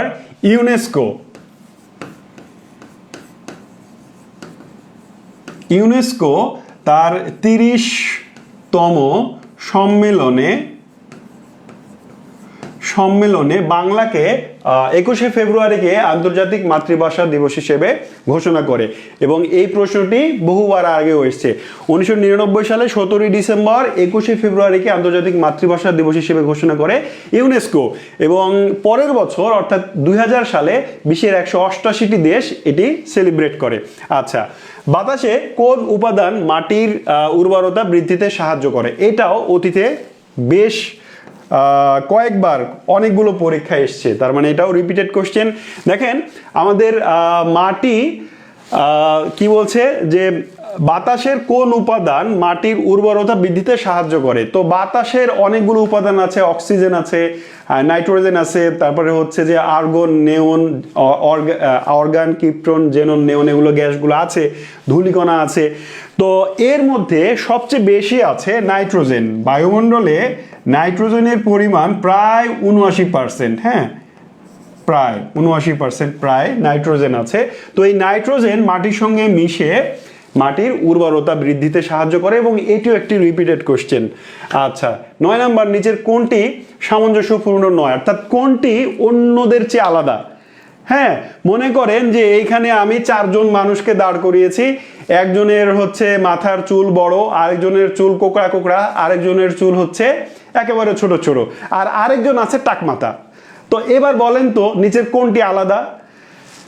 একজনের মাথার চুল বড়, আরেকজনের মাথার চুল কোকড়া কোকড়া, আরেকজনের মাথার চুল খুব ছোট ছোট, আর আরেকজন আছে যে টাক, তার মাথায় চুল নাই। তো আসলে আলাদা কে? যে টাক, তার মাথায় তো চুল নাই, তাই না? মানে চুল যেমনই থাকুক, কোকড়া থাকুক, লম্বা থাকুক, তাদের মাথায় চুল আছে, কিন্তু একজনের মাথায় চুল নেই, সে হচ্ছে আসলে আলাদা। আপনি এরকম করে চিন্তা করতে পারতেন। এটা খুবই সহজ। ফেসবুক, টুইটার, লিঙ্কডইন এগুলো সামাজিক যোগাযোগ মাধ্যম, তাই না? এগুলোকে আমরা বলি সোশ্যাল মিডিয়া, হ্যাঁ। কিন্তু উইকিপিডিয়াতে আপনি কখনো কোনো পোস্ট করেছেন? আপনি যেমন আপনার পরীক্ষা কেমন হলো, ভালো না খারাপ, ফেসবুকে পোস্ট করতে পারেন, টুইট করতে পারেন, আপনি লিঙ্কডইন ইউজ করে সেটা পোস্ট করতে পারেন, কিন্তু আপনি কখনো উইকিপিডিয়াতে পোস্ট দিয়েছেন আজকে আমার মন ভালো নাই? পোস্ট দিয়েছেন? দেন নাই। কারণ আপনি উইকিপিডিয়াতে আজকে আমার মন ভালো নাই লিখলে উইকিপিডিয়া আপনাকে অনেকগুলো লিঙ্ক দিবে যে কোত্থেকে আপনি এই টাইপের জ্ঞানগুলো অর্জন করতে পারেন। তার মানে উইকিপিডিয়া হচ্ছে একটা মুক্ত জ্ঞান কোষ, ঠিক আছে? সো আমাদের উইকিপিডিয়া অন্য 3টির চেয়ে আলাদা। আচ্ছা, নিচের কোন রেখাটি বাংলাদেশের মধ্য দিয়ে গিয়েছে? এটা ভূগোলের একটা প্রশ্ন। যারা ইন্টারমিডিয়েটে বা এসএসসিতে ভালো করে ভূগোল পড়েছেন তাদের কাছে এই প্রশ্নটা মাঝভাত। যদি ভূগোল নাও পড়েন, যারা প্রিভিয়াস বিভিন্ন পরীক্ষা প্রশ্ন পড়েছেন অর্থাৎ জব সলিউশন পড়েছেন, তারা অবশ্যই এই প্রশ্নটি দেখেছেন। হ্যাঁ, এটা 9 নম্বর প্রশ্ন। তো এইটা কর্কট কান্তি রেখা। পৃথিবীতে এই যে এটা আমাদের পৃথিবী, এরকম কিছু দাগ আছে যাকে বলা হয় নিরক্ষরেখা। নিরক্ষরেখা থেকে এটার মান হচ্ছে 0 ডিগ্রি। নিরক্ষরেখা থেকে আরেকটা রেখা কল্পনা করি আমরা, এটা হচ্ছে 23.5 ডিগ্রি। উপরেরটা কি বলেন তো? পৃথিবীর উপরেরটা এটা উত্তর, উপরের দিকটা উত্তর। আর নিচে এখান থেকে ঠিক 0 ডিগ্রি থেকে নিচে আরেকটা রেখা আছে, এইটার মান হচ্ছে 23.5 অর্থাৎ 23.5 ডিগ্রি। এটা হচ্ছে দক্ষিণ। তো বাংলাদেশের অবস্থান হচ্ছে এইখানে। হ্যাঁ, বাংলাদেশের অবস্থান এইখানে ধরে নেন।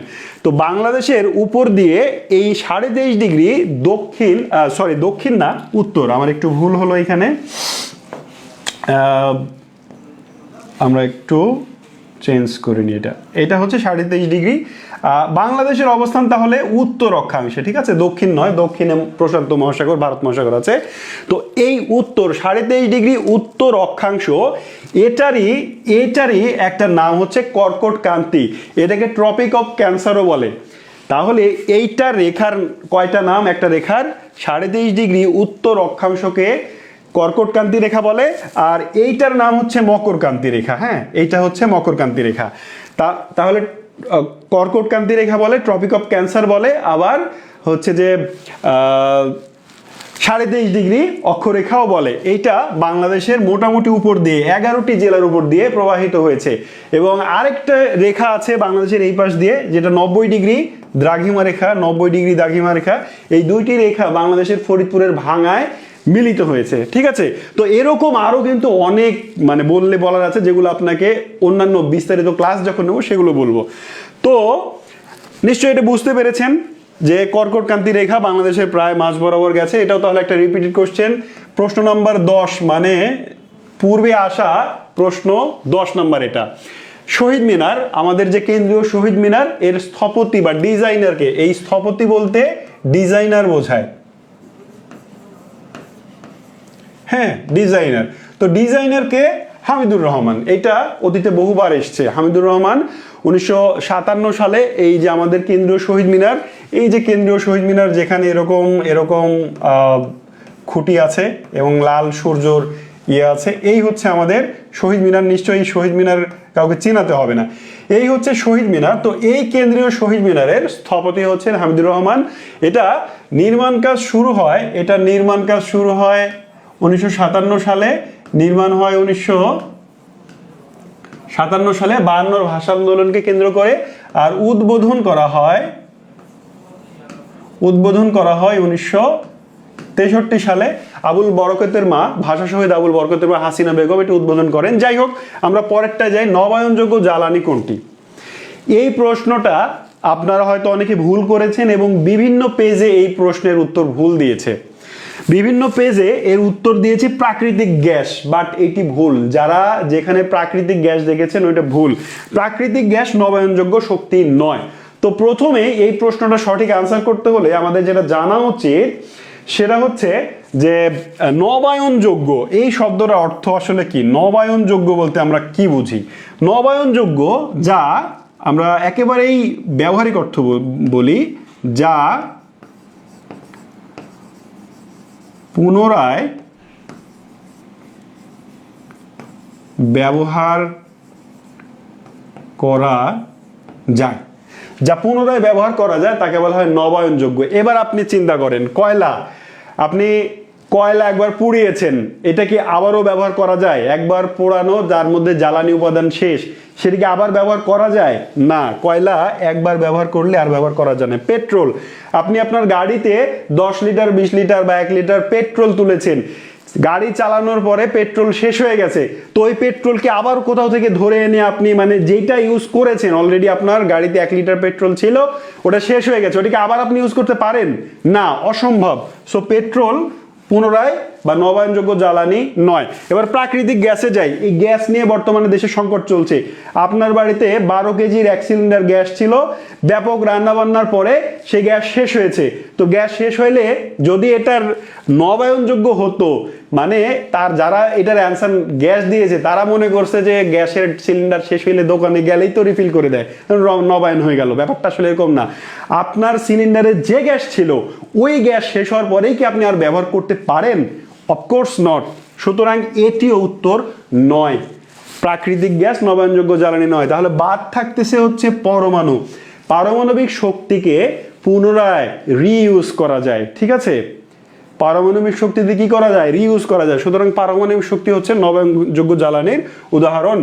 শিক্ষাদানের প্রথম ধাপ কোনটি? দেখেন, আপনি মনে করেন পড়াবেন, তো আপনি পড়ানোর জন্য প্রথমে কি করবেন? প্রথমেই কি আপনি স্টুডেন্ট জোগাড় করবেন? প্রথমেই কি আপনি পরীক্ষা নেওয়া শুরু করবেন? একটু চিন্তা করেন তো, প্রথমে কি পরীক্ষা নেওয়া শুরু করবেন? প্রথমে কি প্রশ্ন উত্তর দেওয়া শুরু করবেন, পর্যালোচনা শুরু করবেন, নাকি পরীক্ষার মূল্যায়ন শুরু করবেন? আপনি যদি মনে করেন পড়াবো, ধরেন যে আপনি পড়াবেন, তাহলে আপনাকে প্রথম প্ল্যান করতে হবে কি পড়াবো, কিভাবে পড়াবো। তারপরে স্টুডেন্টের কাছে যাবেন, গিয়ে বলবেন যে আমি আসলে তোমাকে এই পড়াবো, তুমি পড়বে কিনা, তাই না? তখন কত হবে। তো পাঠ পরিকল্পনা হচ্ছে আসলে শিক্ষাদানের প্রথম ধাপ। আপনার যদি পাঠ পরিকল্পনা বা লেসন প্ল্যান না থাকে, আপনি তাহলে পড়াতে পারবেন না, আপনার কাছে কেউ পড়তেও আসবে না।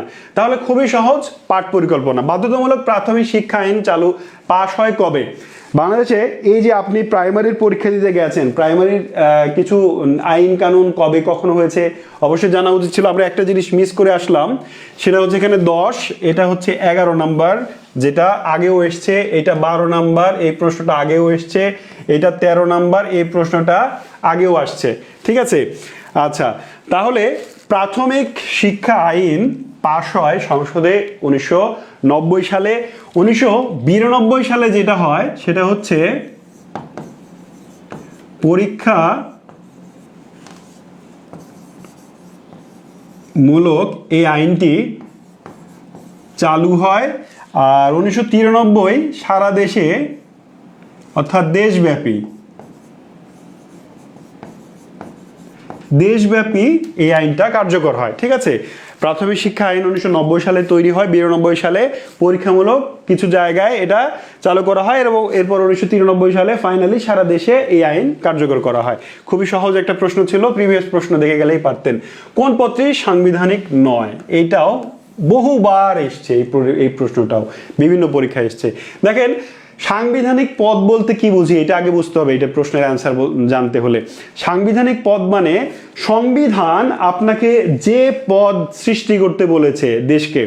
সংবিধান বলেছে যে দেশে একটি নির্বাচন কমিশন থাকবে এবং যার একজন প্রধান নির্বাচন কমিশনার থাকবেন। সুতরাং এটা একটা সাংবিধানিক পদ। তারপরে বলছে বাংলাদেশে কর্ম কমিশন মানে বিসিএস পরীক্ষা নেওয়ার জন্য মানে একটা কমিশন থাকবে এবং তারও একটা চেয়ারম্যান থাকবে। সুতরাং ওইটাও সাংবিধানিক পদ। বাংলাদেশে মহা হিসাব নিরীক্ষক ও নিয়ন্ত্রক থাকবে, ঠিক আছে? এটাও সাংবিধানিক পদ।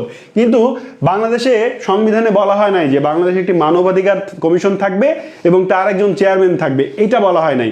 তাহলে সাংবিধানিক পদ হচ্ছে সেটাই, বা সাংবিধানিক প্রতিষ্ঠান সেটাই, যে প্রতিষ্ঠানগুলো সৃষ্টি করার জন্য সংবিধান দেশকে বলেছে সেটা সাংবিধানিক প্রতিষ্ঠান, আর যে পদগুলো সৃষ্টি করার জন্য সংবিধান দেশকে বলেছে সেগুলো সাংবিধানিক পদ। তো আমাদের দেশে সাংবিধানিক পদের সংখ্যা, আমাদের দেশে সাংবিধানিক পদ হচ্ছে 9টি পদ আছে আমাদের দেশে সাংবিধানিক। যেমন প্রেসিডেন্ট, প্রধানমন্ত্রীর সঙ্গে আরো বিভিন্ন মন্ত্রী, উপমন্ত্রী, প্রতিমন্ত্রী, স্পিকার এবং ডেপুটি স্পিকার, তারপরে হচ্ছে নির্বাচন কমিশনের চেয়ারম্যান, তারপরে হচ্ছে এই যে এগুলো সব, হ্যাঁ, এরকম করে 9টি সাংবিধানিক পদ আছে। বাট মানবাধিকার কমিশনের চেয়ারম্যান সাংবিধানিক পদ নয়। তাহলে এটিও আসা প্রশ্ন। শিশুর কোন আচরণটি সামাজিক বিকাশের উদাহরণ? সামাজিক বিকাশের উদাহরণ কোনটি? এটা প্রিভিয়াস প্রশ্নে সম্ভবত আসেনি, হ্যাঁ, আমি পাইনি। সো এটাকে ধরে নিলাম সমাজবিজ্ঞান থেকে নতুন সৃষ্টি করা একটা প্রশ্ন। হ্যাঁ, এখন শিশুর কোন আচরণ তাকে সামাজিক বিকাশের উদাহরণ? আসলে সামাজিক বিকাশ বা সামাজিকীকরণ এই কথাটা আপনার একটু মাথায় রাখতে হবে। সামাজিকীকরণ করণ। এটা আসলে কি? মানুষ, আমরা বলি মানুষ সামাজিক জীব, সামাজিক জীব। তো মানুষ যখন জন্ম হয় তখন কিন্তু সে সামাজিক জীব থাকে না। মানুষ জন্মের পরে যে প্রক্রিয়ার মাধ্যমে মানুষ সামাজিক জীব হয়ে ওঠে তাকে বলা হয় সামাজিকীকরণ। যেমন মনে করেন যে আমরা পরিবার থেকে শিখি যে আমাদের কখন খেলতে যাইতে হবে, কখন পড়তে হবে, কখন ঘুমাতে হবে। হ্যাঁ, এটা আমরা পরিবেশ এবং পরিবার সমাজ থেকে শিখি। আমরা কার সঙ্গে কিভাবে কথা বলতে হবে, কি খাইতে হবে, হ্যাঁ, খাবারগুলো কিভাবে চাইতে হবে, খাওয়ার পরে কেমনি হাত ধুইতে হবে, সব কিছুই কিন্তু আমরা পরিবার এবং সমাজ থেকে শিখি।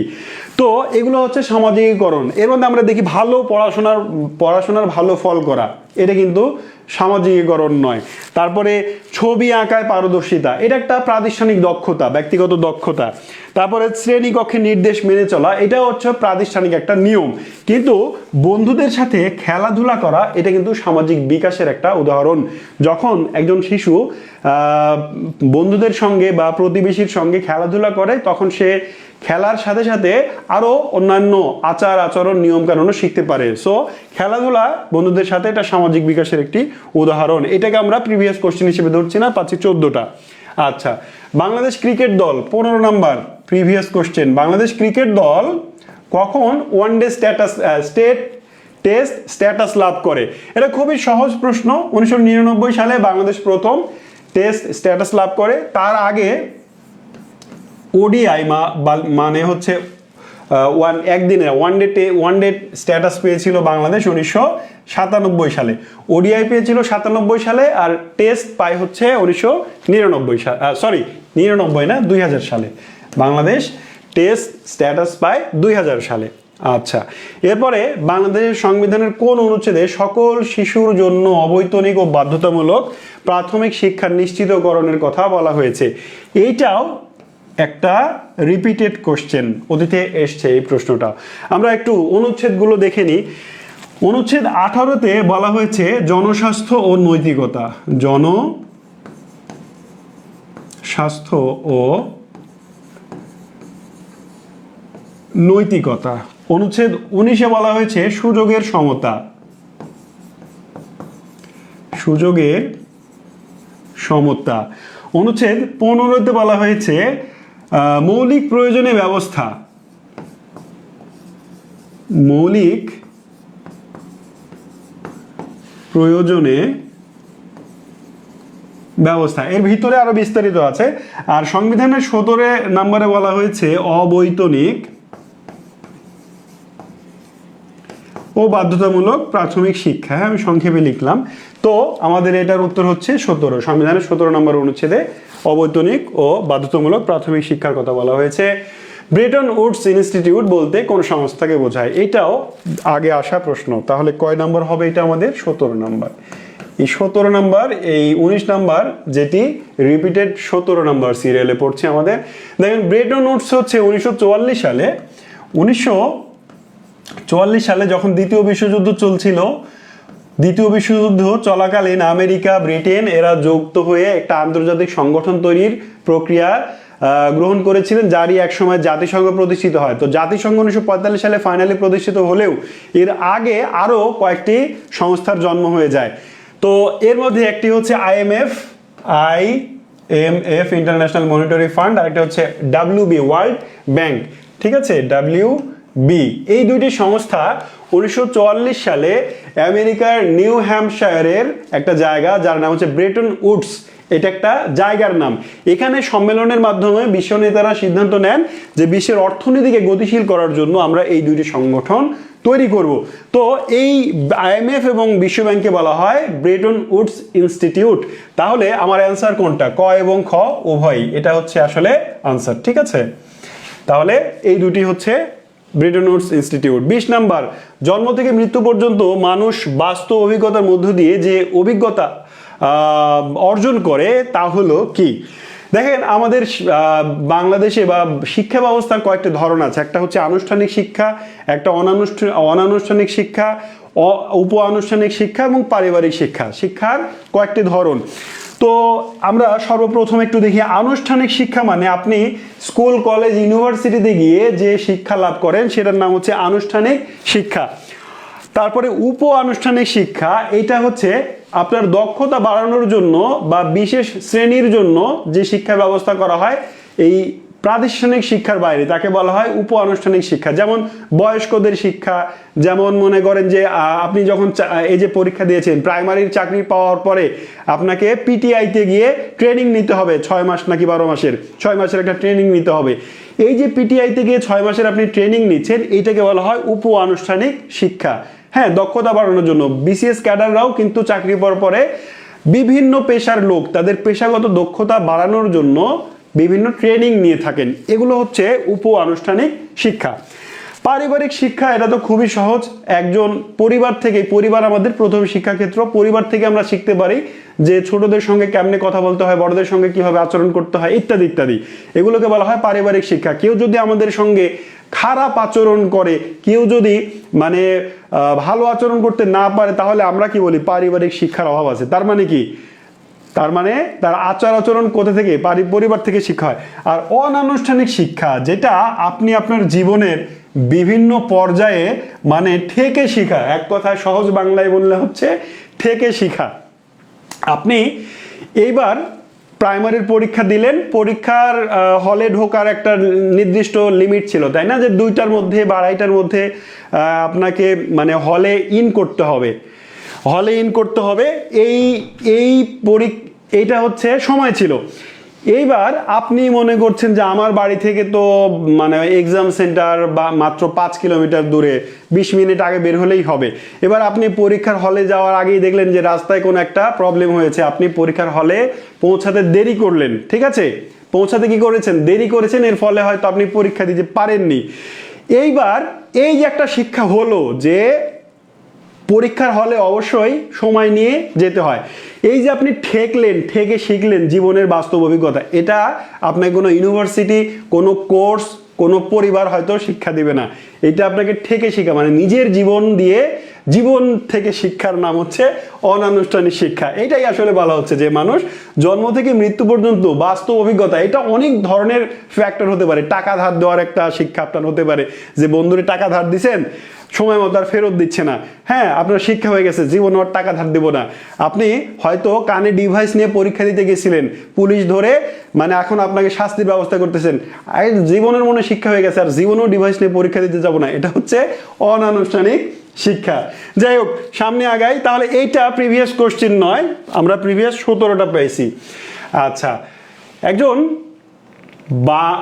বাংলাভাষী শিশুর প্রাথমিক শিক্ষার প্রথম ধাপ কি? হ্যাঁ, এটা মোটামুটি মানসিক দক্ষতামূলক একটা প্রশ্ন ছিল, সেটা আপনাকে একটু চিন্তা করে উত্তর দিতে হতো। বাংলা এবং ইংরেজিতে সাক্ষরতা, মনে করেন যে একজন আপনার শিশু যে 4 বছর 5 বছর বয়স, তার শিক্ষা জীবন শুরু হবে আসলে কি দিয়ে? তাকে শুরুতেই বাংলা এবং গণিতে মানে সাক্ষরতা দিয়ে শুরু হবে, বাংলা ইংরেজিতে, বাংলা আরবিতে। কারণ আমাদের দেশে ধর্মীয় শিক্ষার একটা প্রভাব আছে যে শুরুতেই মানে তাকে মক্তবে পাঠাইতে হবে।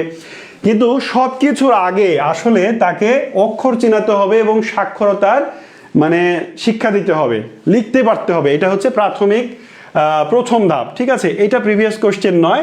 22 নাম্বার শেষ প্রশ্ন, সাধারণ জ্ঞানের শেষ প্রশ্ন, 22 নাম্বার। সহপাঠীর অনুভূতি বুঝতে পারা কোন ধরনের লক্ষণ? আপনি আপনার সহপাঠী মানে কি আপনার ক্লাসমেট, তার পাশে আপনি বসে আছেন, সে ক্লাসে মনোযোগী নয়, সে হচ্ছে কোনো কারণে ডিস্টার্ব বা অমনোযোগী, তাহলে আপনি তার অনুভূতিটা বুঝতে পেরেছেন, এইটা কোন ধরনের লক্ষণ? তার কি ভাষাগত আপনার দক্ষতার লক্ষণ, জ্ঞানগত, ইচ্ছাগত, নাকি আবেগগত? কোনো মানুষের যে সহপাঠীর অনুভূতি মানে এর সাথেই দেখেন এর একটা সম্পর্ক আছে, সুতরাং উত্তর দেয়াই আছে প্রশ্নেই। এটা হচ্ছে আপনার অনুভূতি, আবেগগত, কি বলে আবেগ, কোন ধরনের লক্ষণ? আবেগগত লক্ষণ, ঠিক আছে? সঠিক উত্তর হচ্ছে এইটা। এবার আমরা একটু সামারি করব যে আমরা ওই যে মার্কিং করছিলাম, কয়টি প্রশ্নে আমরা মার্কিং করতে পেরেছি? 17। 22-এর মধ্যে এবার আমরা একটু খেয়াল করব, আমাদের সাধারণ জ্ঞানে প্রাইমারিতে এবার আমাদের জিকেতে মোট প্রশ্ন ছিল 22টি, যেখানে প্রিভিয়াস প্রশ্ন মানে পুরাতন প্রশ্ন, আমরা লিখি হচ্ছে পুরাতন প্রশ্ন, বিগত সালে আসা প্রশ্ন ছিল আমাদের কত? 17টা। হ্যাঁ, এই 22টার মধ্যে আপনি একটু খেয়াল করেন, 22টা সাধারণ জ্ঞানের প্রশ্ন আসছে, তার মধ্যে কমপক্ষে 17টা প্রশ্নই এর আগে বিভিন্ন পরীক্ষায় এসেছে। তো এবার আপনি একটু চিন্তা করেন তো, আপনি যদি প্রিভিয়াস প্রশ্ন অর্থাৎ প্রশ্ন ব্যাংক সলভ করতেন, যে আগে আসার এখানে আপনি এর আগে ম্যাথের সলিউশন দেখেছেন, ম্যাথের প্রত্যেকটাই কিন্তু আগে থেকে এসছে, মানে বিভিন্ন সময় আগে এসছে। ম্যাথের যে প্রশ্নগুলো ছিল তার প্রত্যেকটাই বিভিন্ন সময় আগে বিভিন্ন পরীক্ষা এসছে।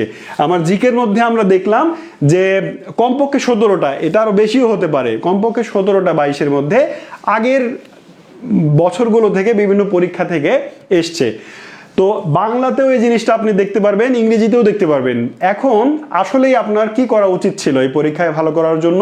এই পরীক্ষায় ভালো করার জন্য আপনাকে, যেহেতু দেখা যাচ্ছে অ্যাটলিস্ট 70 or 80% কোয়েশ্চেন আসছে যে প্রিভিয়াস থেকে, তাহলে আপনার উচিত যে প্রিভিয়াস কোশ্চেনগুলো কোশ্চেন ব্যাংক নিয়মিত সলভ করা। হ্যাঁ, পাশাপাশি নতুন অবশ্যই পড়বেন, জিকের সাথে বেসিক এবং সাম্প্রতিক দুইটা মিলিয়ে পড়তে হয়। সাম্প্রতিক যেমন পড়বেন যে শান্তিতে নোবেল পুরস্কার কে পেয়েছে, মারিয়া করিনা মাচাদো, এটা যেমন সাম্প্রতিক, তার পাশাপাশি এই প্রিভিয়াসগুলো আপনাকে পড়তে হবে।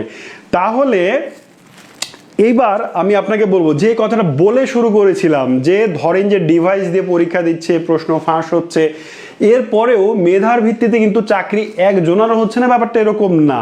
আমাদের অবশ্যই এই অসততা দুর্নীতির বিরুদ্ধে প্রতিরোধ করতে হবে। আপনার পাশে আপনি যদি শুনতে পান যে কেউ ডিভাইস দিয়ে পরীক্ষা দিচ্ছে, এরকম প্ল্যান হচ্ছে, কোশ্চেন পাচ্ছে, অবশ্যই আপনি পুলিশে খবর দিবেন। কারণ এইটি মানে অবশ্যই আপনিও এর মাধ্যমে কোনো না কোনোভাবে ক্ষতিগ্রস্ত হচ্ছেন। ধরেন যে আপনি মনে হচ্ছে যে না, এর মাধ্যমে ক্ষতিগ্রস্ত হচ্ছে না, কিন্তু আপনার বাচ্চাকে যখন আপনি স্কুলে পাঠাচ্ছেন, ওই যে ডিভাইস দিয়ে পরীক্ষা দিয়ে চাকরি নেওয়ার শিক্ষক আপনার বাচ্চাকে যে ভুলভাল শেখাচ্ছে বা শেখাতে পারছে না, ক্ষতি কিন্তু আপনার হচ্ছে। যাই হোক, ওদিকে যাব না, আমি বলছিলাম গুছিয়ে প্রস্তুতি যদি আপনি নিতে পারেন তাহলে অবশ্যই আপনি আপনার কাঙ্ক্ষিত চাকরি পেয়ে যাবেন। দুইটি শ্রেণীর জন্য, দুই ধরনের মানুষের জন্য আমার ক্লিয়ার মেসেজ, একটু ভালো করে শুনুন। যারা এই মুহূর্তে চিন্তা করছেন যে আমি চাকরির প্রস্তুতি শুরু করব, এখন থেকে শুরু করব, তাদের জন্য। আর যারা অলরেডি অনেকগুলো চাকরির পরীক্ষা দিয়েছেন কিন্তু একটা চাকরিও মানে প্রিলি টিকতে পারেননি আপনি, তাদের জন্য। কেন প্রিলি টিকতে পারছেন না? কারণ আপনার প্রস্তুতিটা গোছানো নয়। ক্লিয়ারভাবে শুনে রাখেন, সচেতনভাবে শোনেন, অগোছালো প্রস্তুতি কখনোই, আপনি 100 বছর ধরে যদি অগোছালো প্রস্তুতি নেন, আপনি 101 বছরে গিয়েও আপনি একটা 20 গ্রেডের চাকরি আপনার জন্য অর্জন করতে সক্ষম হবেন না।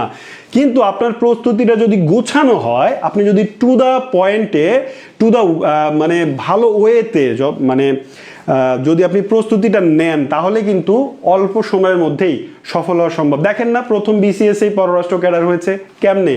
কারণ প্রস্তুতিটা গোছানো ছিল। প্রথম পরীক্ষাতে প্রাইমারি টিচার হয়েছে কেমনে? প্রস্তুতিটা গোছানো ছিল। এত গোছানো বলার কারণ হচ্ছে একটা দাওয়াত দিব। কি দাওয়াত?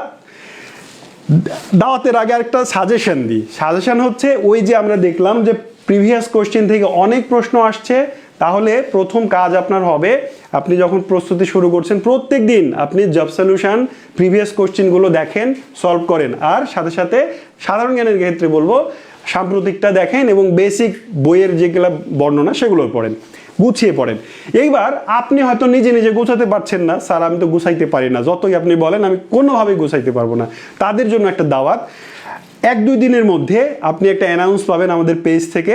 আমরা মোটামুটি 2-2.5 মাসের একটা কোর্স চালু করতে যাচ্ছি আপনার জন্য, যেই কোর্সের মাধ্যমে আপনি নিজেকে একেবারে মোটামুটি গুছিয়ে নিতে পারবেন। মানে যতটুকু বাকি থাকবে আমরা ইনশাল্লাহ গুছিয়ে দিব, মানে আপনি অগোছালো থাকতে পারবেন না। আপনাকে চাকরি পেতেই হবে। যদি এরকম কারো মানসিকতা থাকে তাহলে আপনি আমাদের এই কোর্সের সঙ্গে যুক্ত হন, যেটা আজকে অথবা কালকেই এই অ্যানাউন্সটা পেয়ে যাবেন। সো সেই কোর্সে যুক্ত হন, তাহলে আরও আপনার চাকরি পাওয়ার জন্য শুরু থেকে শেষ পর্যন্ত যত ধরনের হেল্প লাগে ইনশাল্লাহ আমরা সেই সকল ধরনের হেল্প নিয়ে আপনাদের সামনে আসছি। সো আপনি যুক্ত হন, আপনার আরও যারা ভাই বোন বন্ধু আছে চাকরি প্রত্যাশী, সবার চাকরির প্রয়োজন, তাদেরকেও এখানে নিয়ে আসেন। খুব দারুণ একটা আয়োজন হতে যাচ্ছে ইনশাল্লাহ সবার জন্য। তো সেই আয়োজনে যুক্ত হওয়ার আমন্ত্রণ জানিয়ে শাহিন স্যার এখন বিদায় নিব, আর বাংলা অংশের সলভ নিয়ে আসছেন আমাদের নাহিদ স্যার, ঠিক আছে? তো তার কাছ থেকে বাংলা অংশের সলিউশনটা নিয়ে নেন। তো সবাই ভালো থাকেন, সুস্থ থাকেন, আল্লাহ হাফেজ।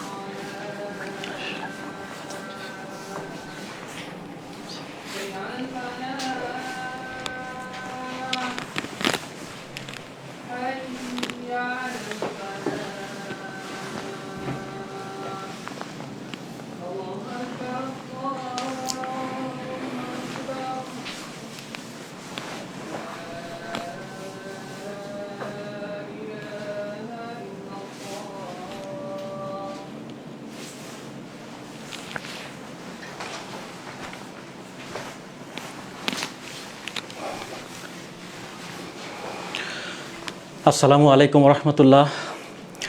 সুপ্রিয় চাকরি প্রত্যাশী ভাই বোন, আশা করি সবাই অনেক ভালো আছেন। তো আলহামদুলিল্লাহ আমি অনেক ভালো আছি। তো এতক্ষণ আপনারা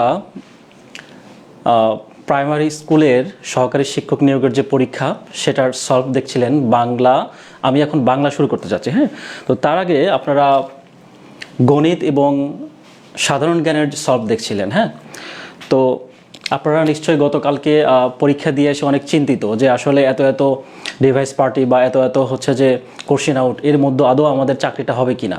হ্যাঁ, তারপরও আপনারা যারা একটু মোটামুটি ভালো প্রস্তুতি নিয়েছেন, আপনারা আশা করছেন, আশায় বুক বাঁধছেন যে আসলে আমাদের পরীক্ষাটা ভালো হয়েছে, যাদের বিশেষ করে মেধা দিয়ে পরিশ্রম করে, তো তাদের জন্য শুভকামনা। এবং আপনারা কোশ্চেন সলভ দেখছেন যে আমি পরীক্ষা দিলাম, এত এত ডিভাইস পার্টি পরীক্ষা কোশ্চেন আউট হয়েছে, তারপরও আপনারা আশায় বুক বাঁধছেন। আপনারা কোশ্চেনগুলো বাসায় এসে মিলাচ্ছেন যে আসলে আমাদের কয়টা প্রশ্ন হলো বা কয়টা প্রশ্ন ভুল হলো, বিষয়টা এরকম। তো যাই হোক, সেটারই ধারাবাহিকতায় মূলত আজকে আমি হাজির হয়েছি বাংলা বিষয়ের সলিউশন নিয়ে। ইতিমধ্যে সামিউল স্যার এবং শাহিন স্যারের সাধারণ জ্ঞান এবং গণিতের সলিউশন দিয়েছেন। তো তার আগে একটু কথা বলে নেই, সেটা হচ্ছে যে আমাদের শাহিন স্যার এবং সামিউল স্যার বলে গিয়েছেন যে আমাদের বিগত প্রশ্নের গুরুত্বটা আসলে কতটা। হ্যাঁ, তো এটা যদি আমি একটু অ্যাড করে দেই, তো সেটা হচ্ছে যে বাংলাদেশের সরকারি চাকরি not only BCS, non cadre থেকে শুরু করে 11 থেকে যত পরীক্ষা আছে ম্যাক্সিমাম পরীক্ষায় বিসিএস সহ মোটামুটি বলা যায় যে 40 থেকে 45% বা 60% সর্বোচ্চ কি হয়, রিপিট হয় প্রশ্ন। হ্যাঁ, প্রশ্ন রিপিট হয়। ইভেন এমনও দেখা গিয়েছে যে অন্যান্য যে নবম শ্রেণীর যে নন ক্যাডার টাইপের যে প্রশ্নগুলো রয়েছে বা পরীক্ষাগুলো রয়েছে, সেইগুলোতে যেটা হয় মোটামুটি 90% থেকে 95%, অর্থাৎ পরীক্ষার টিকার মতো যে প্রশ্নগুলো কারেক্ট করতে হয় বা যতগুলো প্রয়োজন পড়ে সবগুলো কিন্তু বিগত বেসড প্রশ্ন হয়। একদম বিগত প্রশ্ন পড়লেই মোটামুটি পরীক্ষায় টিকার মতো যতটুকু দরকার তো সেটুকু কাভার হয়ে যায়।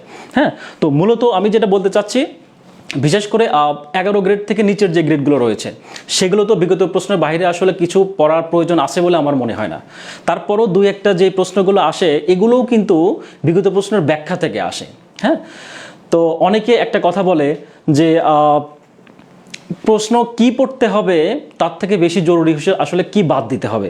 তো এটা হয়তোবা যারা নতুন রয়েছেন আপনারা, তো তাদের কাছে আপনাদের কাছে মনে হইতে পারে যে এটা আসলে অনেকটা ভাবের কথা। আসলে এটা মোটেও ভাবের কথা না। ব্যাপারটা হচ্ছে যে আপনি যদি পরীক্ষার যদি নতুন হয় সেক্ষেত্রে আপনাকে কি করতে হবে, প্রশ্ন ব্যাংকগুলো খুলে খুলে দেখতে হবে যে আসলে প্রশ্নের প্যাটার্নটা কেমন, মানে কিভাবে প্রশ্ন আসছে অতীতে। তো এটার একটা অ্যানালাইসিসের মাধ্যমে আপনাকে সিদ্ধান্ত নিতে হবে যে আপনি আসলে কি পড়বেন আর কি বাদ দিবেন। তো এই বিষয়টা অনেকের কাছে কি হয়, জটিল মনে হয় যে না, আমি নতুন প্ল্যাটফর্মে চাকরির ক্ষেত্রে আমি নতুন আসছি, আমি তো আসলে বুঝি না। তো তাদের জন্য আমাদের একটা আয়োজন থাকবে। ইতিমধ্যেই শুনেছেন বা জেনেছেন যে আমাদের 2-1 দিনের মধ্যে একটা রুটিন পাবলিশ করা হবে বা অ্যানাউন্সমেন্ট দেওয়া হবে যে আমরা 2 থেকে 2.5 মাসের মধ্যে একটা কোর্স চালু করতে যাচ্ছি, যেটা কিনা আসলে চাকরি প্রত্যাশীদের জন্য। হ্যাঁ, আপনাদের জন্য। তো আপনারা যদি চিন্তা করেন যে আমি কিচ্ছু বুঝি না, কি পড়তে হবে কি বাদ দিতে হবে কিচ্ছু জানি না, তো আপনাদের জন্য মূলত এই আমাদের কোর্সটা, এটা একটা আপনাদের জন্য লাইফ চেঞ্জিং কোর্স হবে আশা করি। বিশেষ করে সামনে নিবন্ধন পরীক্ষা আছে, পাশাপাশি প্রাইমারি হেডমাস্টার রয়েছে এবং 11 থেকে 20তম গ্রেডের যে প্রতিনিয়ত যে পরীক্ষাগুলো হচ্ছে। তো আপনাদের জন্য মূলত আমাদের এই আয়োজনটা অতি দ্রুতই আজকে অথবা কালকের মধ্যে অ্যানাউন্সমেন্ট দেওয়া হবে এবং 2 থেকে 2.5 মাসের মধ্যে আমরা সেটা কোর্সটা শেষ করবো আশা করি আমরা। তো আশা করি এটার সাথে যদি আপনারা থাকেন ইনশাল্লাহ আপনাদের জন্য একটা লাইফ চেঞ্জিং একটা কোর্স সামনে ইনশাল্লাহ আসতে যাচ্ছে। হ্যাঁ, তো যাই হোক, আমরা কথা না বাড়িয়ে শুরু করি যে আসলে বাংলা ব্যাকরণের বা বাংলা সাহিত্যের প্রশ্নগুলো কেমন ছিল এবং কেমন পরীক্ষায় আপনারা করতে পেরেছেন। হ্যাঁ, খেয়াল করে দেখবেন যে বাংলা বর্ণমালায় অর্ধমাত্রার বর্ণ কয়টি। হ্যাঁ, খেয়াল করে দেখবেন বাংলা বর্ণমালায় অর্ধমাত্রার বর্ণ কয়টি। এটা কিন্তু একদম কমন প্রশ্ন, বিগত বছরের প্রশ্ন, মনে হচ্ছে একটা বাচ্চা প্রশ্ন আর কি। হ্যাঁ, একদম বেসিক প্রশ্ন। তো খেয়াল করে দেখবেন এখানে যদি বলা হয় যে আমরা জানি যে মোট বর্ণ কয়টি, হ্যাঁ 39টি, আমরা এটা জানি। সরি, মোট বর্ণ কয়টি, আমরা 50টি, হ্যাঁ আমরা এটা জানি। এখন যদি বলা হয় পূর্ণমাত্রা কয়টি, অর্ধমাত্রা কয়টি এবং হচ্ছে কি মাত্রাহীন কয়টি, তো এইটা নিয়ে আমাদের মধ্যে বেশ কিছু পরীক্ষার হলে গিয়ে কনফিউশন তৈরি হয় এবং এটাই আমরা ভুল করি। অনেকে কিভাবে যে পূর্ণমাত্রা কয়টি রয়েছে,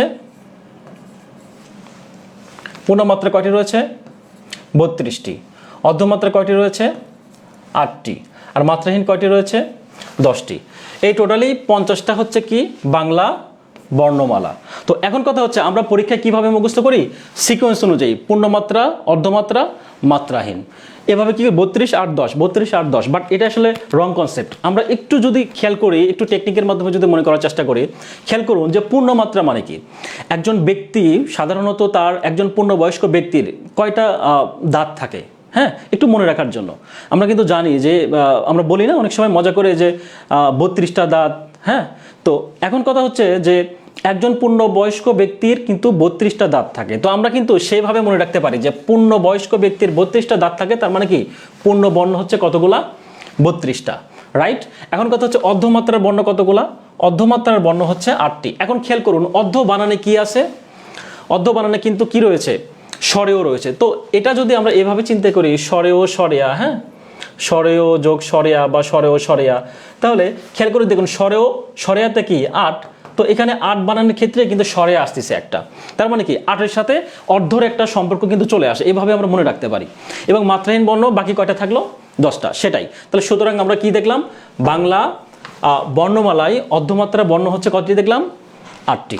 ওকে, এখন সেকেন্ড প্রশ্নে যদি দেখি, এখানে বলছে যে সাবান এবং আনারস। একটা জিনিস খেয়াল করে দেখবেন যে আনারস, এই আনারস শব্দটা এতটাই আমরা ছোটবেলা থেকে পড়ে আসছি, ক্লাস 6 থেকে বলা যায়, ক্লাস 6 7 9 10। আনারস কোন শব্দ? হ্যাঁ, এগুলো কিন্তু একদম ছোটকালের হাই স্কুলের পড়ালেখা, একদম বেসিক পড়া। তাহলে আপনি যদি সাবানটা যদি নাও জানেন, অন্তত আনারসটা জানেন যে আসলে আনারস কোন শব্দ। তাহলে খেয়াল করে দেখুন এরকম আরও কিছু শব্দ রয়েছে। হ্যাঁ, এরকম আরও কিছু গুরুত্বপূর্ণ শব্দ, যে এরকম হচ্ছে পেঁপে, পেয়ারা। হ্যাঁ, এগুলো কিন্তু অনেক আনারস এই টাইপের পর্তুগিজ যে শব্দগুলো রয়েছে। তারপর ধরুন আলপিন।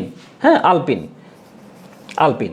তাহলে আমরা জানলাম যে পর্তুগিজ শব্দ আনারস, সাবান, এগুলো হচ্ছে কি শব্দ?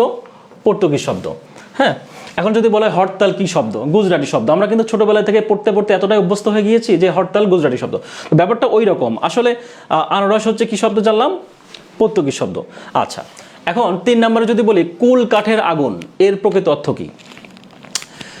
কুল কাঠের আগুন এখানে প্রকৃত অর্থ কি বোঝাচ্ছে? এটা কিন্তু একটা কি বাগধারা টাইপের। হ্যাঁ, কুল কাঠের আগুন মানে, কুল মানে কি? কুল মানে হচ্ছে বড়ই। কুল মানে হচ্ছে বড়ই।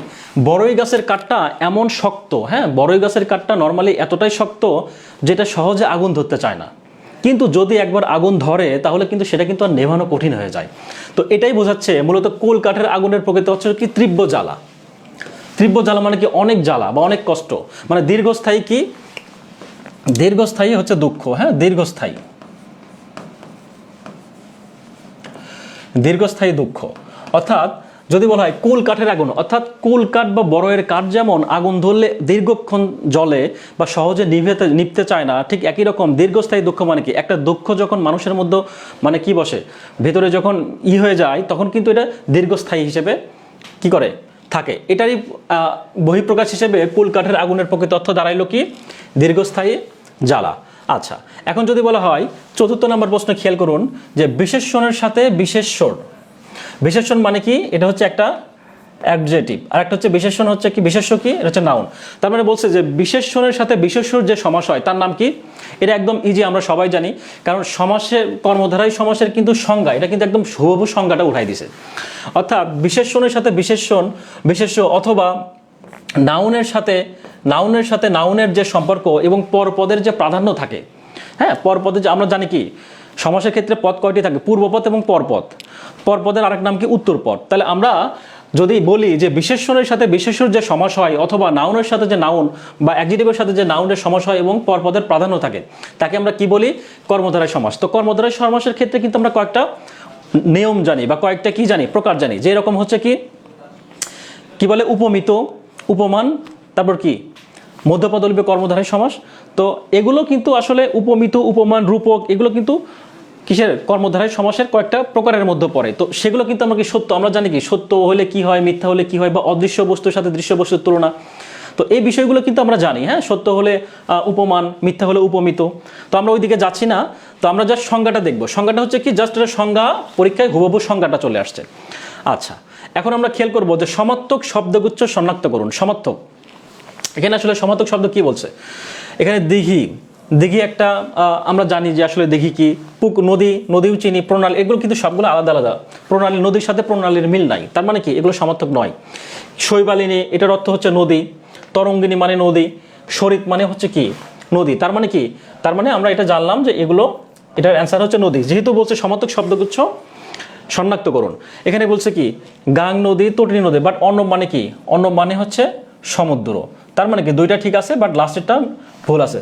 একই রকমভাবে স্রোতস্বিনী, নির্ঝরিণী, সিন্ধু, সিন্ধু মানেও কিন্তু সমুদ্র। হ্যাঁ, তার মানে আমরা যেটা জানলাম যে লাস্টের অপশনগুলো, শেষের লাস্টেরটা হচ্ছে কি সমুদ্র সমার্থক শব্দ, সুতরাং ওইটা হবে না। আচ্ছা, এখন আমরা একটু দেখব 6 নম্বরে কি রয়েছে। বাগধারা যুগলের মধ্যে কোন শব্দ জোড়া সবথেকে সমার্থক? এখানে বলছে নিচের কয়েকটা বাগধারা দেওয়া রয়েছে, এই বাগধারাগুলোর ভিতরে সবথেকে সমার্থক কোনগুলো বেশি সেটা একটু দেখব। প্রথমে যদি উদাহরণের কথা বলি, বলা হয়েছে অমাবস্যার চাঁদ।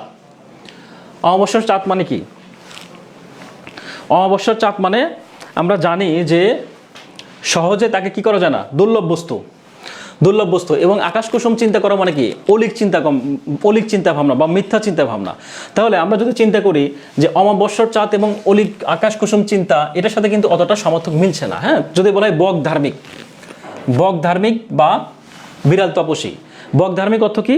বক ধার্মিক অর্থ হচ্ছে ভণ্ড টাইমের মানুষ, এবং বিড়াল তপস্বী মানে হচ্ছে ভণ্ড। এটা যদি আমরা একটু ব্যাখ্যা করার চেষ্টা করি, খেয়াল করবেন বক ধার্মিক মানে কি, একটা বক যখন গ্রাম অঞ্চলে দেখবেন বিভিন্ন নদী বা হচ্ছে যে কি বলে খালে কি হয়েছে, যে বক যখন কোনো কিছু শিকার করে নর্মালি কি করে, সে একদম নিশ্চুপ দাঁড়ায় থেকে যখন দেখে যে মাছ যাচ্ছে বা তার শিকার যাচ্ছে, সে কি করে, প্রথমে চুপ থাকার পরে একদম নির্জীব, মনে হচ্ছে কি সে যেন একদম ধার্মিক, মানে কি সে যেন একদম সাধু, সে কিছুই বোঝে না, একদম চুপ করে বসে থাকে।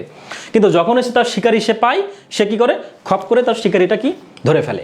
এটাই বোঝানো হয়েছে। তো বিড়াল তপস্বীর ক্ষেত্রে মানে কি, তপস্বীর জিনিসটাও সেম একই রকম। একজন বিড়াল যখন শিকার করে তখন সে কি করে, সে যখন ইঁদুর ধরে বা ইঁদুর ধরবে বা কোনো কিছু শিকারের মনস্থির করে, সে কিন্তু একদম চুপচাপ, একদম কি বলে, একদম রোবটের মতো দাঁড়ায় থাকে।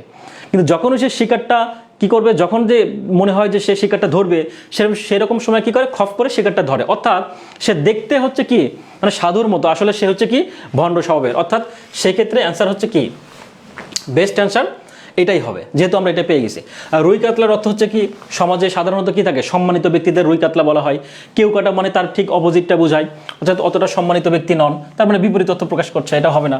বক ধার্মিক মানে আমরা জানলাম বক ধার্মিকটা আসলে কি, ভিজে বিড়ালটাও ঠিক একই অর্থ প্রকাশ করলেও সব থেকে বেস্ট অ্যান্সারটা কি হবে, বা বেস্ট যেটা বেশি কাছাকাছি বেশি সমর্থক হচ্ছে কোনটি, বক ধার্মিক এবং বিড়াল তপস্বী। হ্যাঁ, এ হচ্ছে বিষয়। তো এখন ভিজা বিড়ালের ব্যাপারটা হচ্ছে কি, যে অনেকে বলে না যে লোকটা দেখতে অনেকটা ভিজা বিড়ালের মতো, মানে কিছুই বোঝে না, মনে হয় যেন সে হচ্ছে ভাজা মাছটা উল্টে খেতে জানে না, ব্যাপারটা এরকম। হ্যাঁ, কিন্তু সে কিন্তু ঠিকই বোঝে, ব্যাপারটা এরকম বোঝাচ্ছে। আচ্ছা, এখন আমরা দেখব যে সবার উপরে মানুষ সত্য, তাহার উপরে কিছু নয়। এই প্রশ্নটা যে কতবার আসছে পরীক্ষাতে, আপনারা নিজেও ভালো, যারা একটু জব সলিউশন পড়ছেন তারা খুব ভালোভাবে জানেন যে এই প্রশ্নটা যে কতবার আসছে কত পরীক্ষাতে, আসলে এটার আসলে কোনো ইয়াত্তা নাই, এটা আপনারা জানেন। হ্যাঁ, চণ্ডীদাস, বড়ু চণ্ডীদাস, তার শ্রীকৃষ্ণ কাব্য, সে একজন কি, বড়ু চণ্ডীদাস কিন্তু আমরা জানি যে সে একজন মধ্যযুগের কবি লেখক। হ্যাঁ, মধ্যযুগের সে হচ্ছে কি শ্রীকৃষ্ণ কীর্তন কাব্য রচনা করেছেন হচ্ছে কে, চণ্ডীদাস। এবং তারই একটা বিখ্যাত উক্তি হচ্ছে সবার উপরে মানুষ সত্য, তাহার উপরে নাই। ওকে, এখন যদি বলা হয় 8 নাম্বার, নেক্সট কি, নেক্সট যেটা দেখবো যে শিশুগণ দেয় মন নিজে নিজ পাঠে। হ্যাঁ, শিশুগণ মন দেয় মন নিজ পাঠে। এখানে একটা জিনিস খেয়াল করুন, এখানে পাঠে শব্দটি কোন কারকে কোন বিভক্তি, খুব মজার না।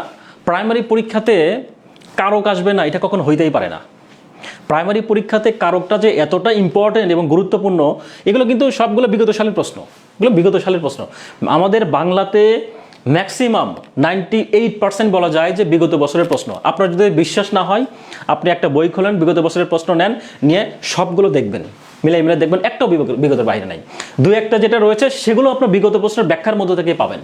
তার মানে আমি বলতেই পারি যে ব্যাখ্যার মধ্যে থেকে পড়লে আপনি শুধু চাকরির প্রার্থী, আপনি চাকরি পরীক্ষা দিবেন আর বিগত প্রশ্নে শুধু তো তোবাকের মতো মুখস্থ করবেন, ব্যাখ্যা পড়বেন না, ব্যাপারটা তো এটা হয় না। তো ব্যাখ্যা পড়লে আপনি 100% কমন পারবেন, আমি আপনাকে লিখে দিলাম।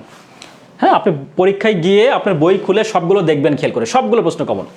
আচ্ছা, এখন কথা হচ্ছে যে কারকটা আসলে কি বলছে এখানে, শিশুগণ দেয় মন শিশুগণ দেয় মন নিজ নিজ পাঠে। তো শিশুরা নিজ নিজ পাঠে মন দেয়, অর্থাৎ পড়ালেখায় মন দেয়। এখন খেয়াল করুন, এখানে কিন্তু একটা বলা হয়েছে যে কর্মে, আমরা কিন্তু জানি কর্মে কি, অপাদানে কি, অধিকরণে কি। ব্যাপারটা খেয়াল করুন যে অধিকরণ কারকে কিন্তু যেটা বলা হয়েছে যে অধিকরণে কিন্তু নর্মালি কয়টা কারণ আমরা জানি যে অধিকরণ কারক হচ্ছে যে প্রধানত কিন্তু 3 প্রকার। হ্যাঁ, প্রধানত 3 প্রকার। একটা হচ্ছে কি, একটা হচ্ছে কালাধিকরণ, একটা হচ্ছে কালাধিকরণ, 1 নম্বর হচ্ছে কালাধিকরণ, 2 নম্বর হচ্ছে কি, 2 নম্বর হচ্ছে আধারাধিকরণ। আচ্ছা সরি, 1 নম্বর হচ্ছে কালাধিকরণ। হ্যাঁ,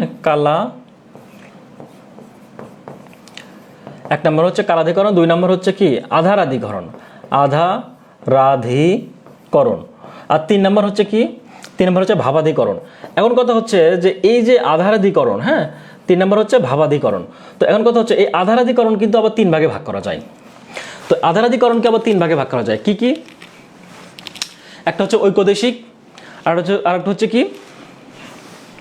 একটা হচ্ছে ঐকদেশিক, আরেকটা হচ্ছে অভিব্যাপক, আরেকটা হচ্ছে কি বৈষয়িক। তো বৈষয়িক মানে কি, যে কোনো বিষয়, এটা কিন্তু যে কোনো বিষয় পড়ালেখা বা পাঠ করার একটা অর্থ মিনিং কিন্তু প্রকাশ পায়, যে কোনো বিষয়। অর্থাৎ বৈষয়িক মানে কি, পাঠ মানে কি, এখানে পাঠ নিজ নিজ পাঠে মানে কি নিজ নিজ পড়াশোনা, একটা যে কোনো একটা পাঠ্য বই পড়ার কথা বলা হয়েছে এখানে। তার মানে কি, এখানে বলাই হয়েছে আধারাধিকরণের ভেতরের একটা অংশ 3টা ভাগে যে ভাগ করা যায়, বৈষয়িক, তারপর হচ্ছে যে কি বলে বৈষয়িক,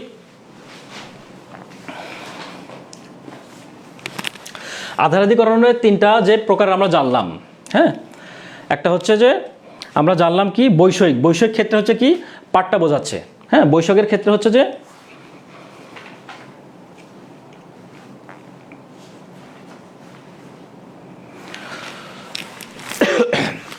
সরাসরি বৈষয়িক অর্থাৎ বিভিন্ন বিষয় সম্পর্কে বোঝাচ্ছে, সেক্ষেত্রে এটা কি হবে, এটা হচ্ছে অধিকরণ কারকে। এখন কথা হচ্ছে অধিকরণ কারক হবে। হ্যাঁ, এখন কথা হচ্ছে অধিকরণ কারকে আসলে কি হবে। এখানে তো 2টা অপশন দেওয়া আছে, অধিকরণ কারক কি সপ্তমী হবে নাকি পঞ্চমী হবে।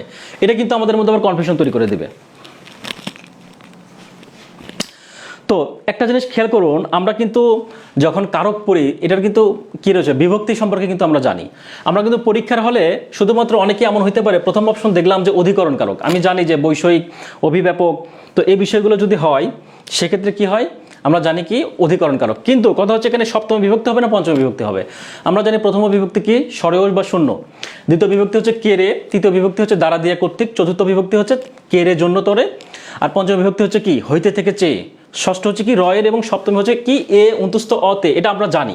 তাহলে খেয়াল করুন, এখানে কিন্তু পঞ্চম বিভক্তি অধিকরণে, এখানে পাঠে মানে কি, এখানে পাঠেকে যদি ভাঙানো হয়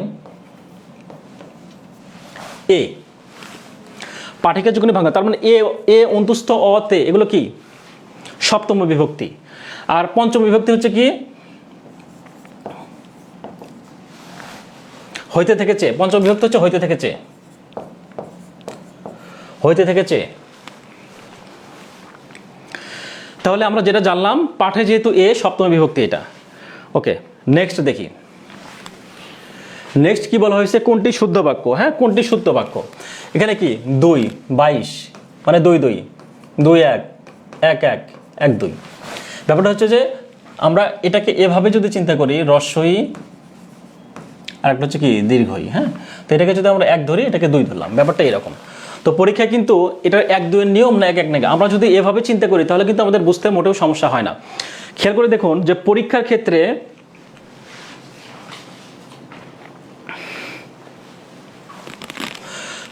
ক্ষেত্রে আমাদের যেটা কনফিউশন তৈরি করে, আগে রস্বইকার হবে নাকি দীর্ঘইকার হবে, এই বিষয়টা নিয়ে আমাদের অনেকেই ঝামেলা পোহাতে হয় অনেক সময়। তো খেয়াল করুন, পরীক্ষা যদি আমরা বারণ করি, প্রচুর পরীক্ষায় আসে, পরীক্ষা শব্দের এটা আসলে কি সন্ধি বিচ্ছেদ কি, এটা আসে। আর পরীক্ষা বানানটা যদি দেখি, ইচ্ছা যদি চিন্তা করি, ইচ্ছা, হ্যাঁ দীর্ঘই, ইচ্ছা যদি চিন্তা করি, এটা কি হবে দীর্ঘই। আর নিরীক্ষার কথা যদি বলা হয় তাহলে কি হবে, রস্বই হবে। হ্যাঁ, রস্বই, এটা হচ্ছে দীর্ঘই। তার মানে কি নিরীক্ষণ হচ্ছে কি, নিরীক্ষণ, সমীক্ষা, এটা হচ্ছে সঠিক অ্যান্সার। আচ্ছা, এখন যদি বলা হয় অরণ্য রোদন বাগধারার ইংরেজি অনুবাদ কিন্তু আমরা জানি ক্রাই ইন দ্য ওয়াইল্ডারনেস। ওকে, রবীন্দ্রনাথ ঠাকুরের তোতা কাহিনী গল্পে কিসের প্রতীক রয়েছে, এটা শিশুর প্রতীক। হ্যাঁ, শিশুর প্রতীক। উল্লাসের সন্ধি বিচ্ছেদ কোনটি। হ্যাঁ, উল্লাসের সন্ধি বিচ্ছেদ কোনটি, খুব ইম্পর্টেন্ট একটা প্রশ্ন, এটা বিসিএস এর জন্য খুবই গুরুত্বপূর্ণ। বিশেষের জন্য খুবই গুরুত্বপূর্ণ একটা নিয়মের সন্ধি বিচ্ছেদ। এটা বিসর্গ সন্ধির খেয়াল করে দেখুন, যদি এরকম যুক্ত ব্যঞ্জন বর্ণ যদি যুক্ত অবস্থায় থাকে, লয় ল, চয় চ, ডয় ড, বর্গীয় জয় জ, হ্যাঁ, এরকম যদি থাকে, অর্থাৎ যুক্ত দুইটা ব্যঞ্জন বর্ণ যদি একই জায়গায় থাকে, তাহলে কিভাবে এটা করব? প্রথম লয়ের জন্য কি হবে? খণ্ডত্ব, আর শেষের লটা কি হবে? থেকে যাবে। তাহলে এখানে কি বলছে? উল্লাস। তাহলে উল্লাসের শেষের লটা যদি থেকে যায়, তাহলে লাস আর আগে কি যুক্ত হবে? কি হবে? এটার জন্য একটা খণ্ডত্ব হবে, এটার জন্য একটা খণ্ডত্ব। তাহলে এখানে কি হবে? উদ যোগ লাস, উল্লাস। যদি এটা বলা হয় যে চলচ্চিত্রের সন্ধি বিচ্ছেদ কি হবে? যদি বলা হয় চলচ্চিত্রের সন্ধি বিচ্ছেদ কি? আমরা জানি কি যে ব্যঞ্জন বর্ণের দুইটা বর্ণ, এই কিছু কিছু বর্ণ যদি একসাথে হয়, হ্যাঁ, প্রথম চয়ের জন্য কি হবে? একটা খণ্ডত্ব, আর পরের চটা কি হবে? থেকে যাবে, হ্যাঁ, চিত্র। তার মানে কি? চিত্র। আর সামনে যেটা কি হবে? সামনে কি হবে? চলত, হ্যাঁ, চলো। প্রথম চয়ের জন্য খণ্ডত্ব, আর পরের চয়ের জন্য যেটা সেটা থেকে যাবে, তাহলে চলচ্চিত্র। ব্যাপারটা এরকম। তার মানে সঠিক অ্যান্সার হচ্ছে যে উল্লাস, উদ্যোগ লাস। আচ্ছা, এখন বাক্যর ক্ষুদ্রতম একক কি? খুবই ইম্পর্টেন্ট এবং কনফিউজিং প্রশ্ন, খুবই কনফিউজিং এবং ইম্পর্টেন্ট প্রশ্ন। এটা আমি একটা জিনিস খেয়াল করে দেখেছি, আপনারা অনেকেই হয়তো কি করেছেন, এই অ্যান্সারটা বাক্যের ক্ষুদ্রতম একক যেটা খেয়াল করে দেখবেন যে এটা কিন্তু অনেকেই অ্যান্সার দিয়েছে হচ্ছে কি? শব্দ। কিন্তু এটা আসলে শব্দ অ্যান্সার হবে না, এটা ধ্বনি হবে। যদি একটু খেয়াল করি, আমরা যদি এভাবে চিন্তা করি, ধ্বনি,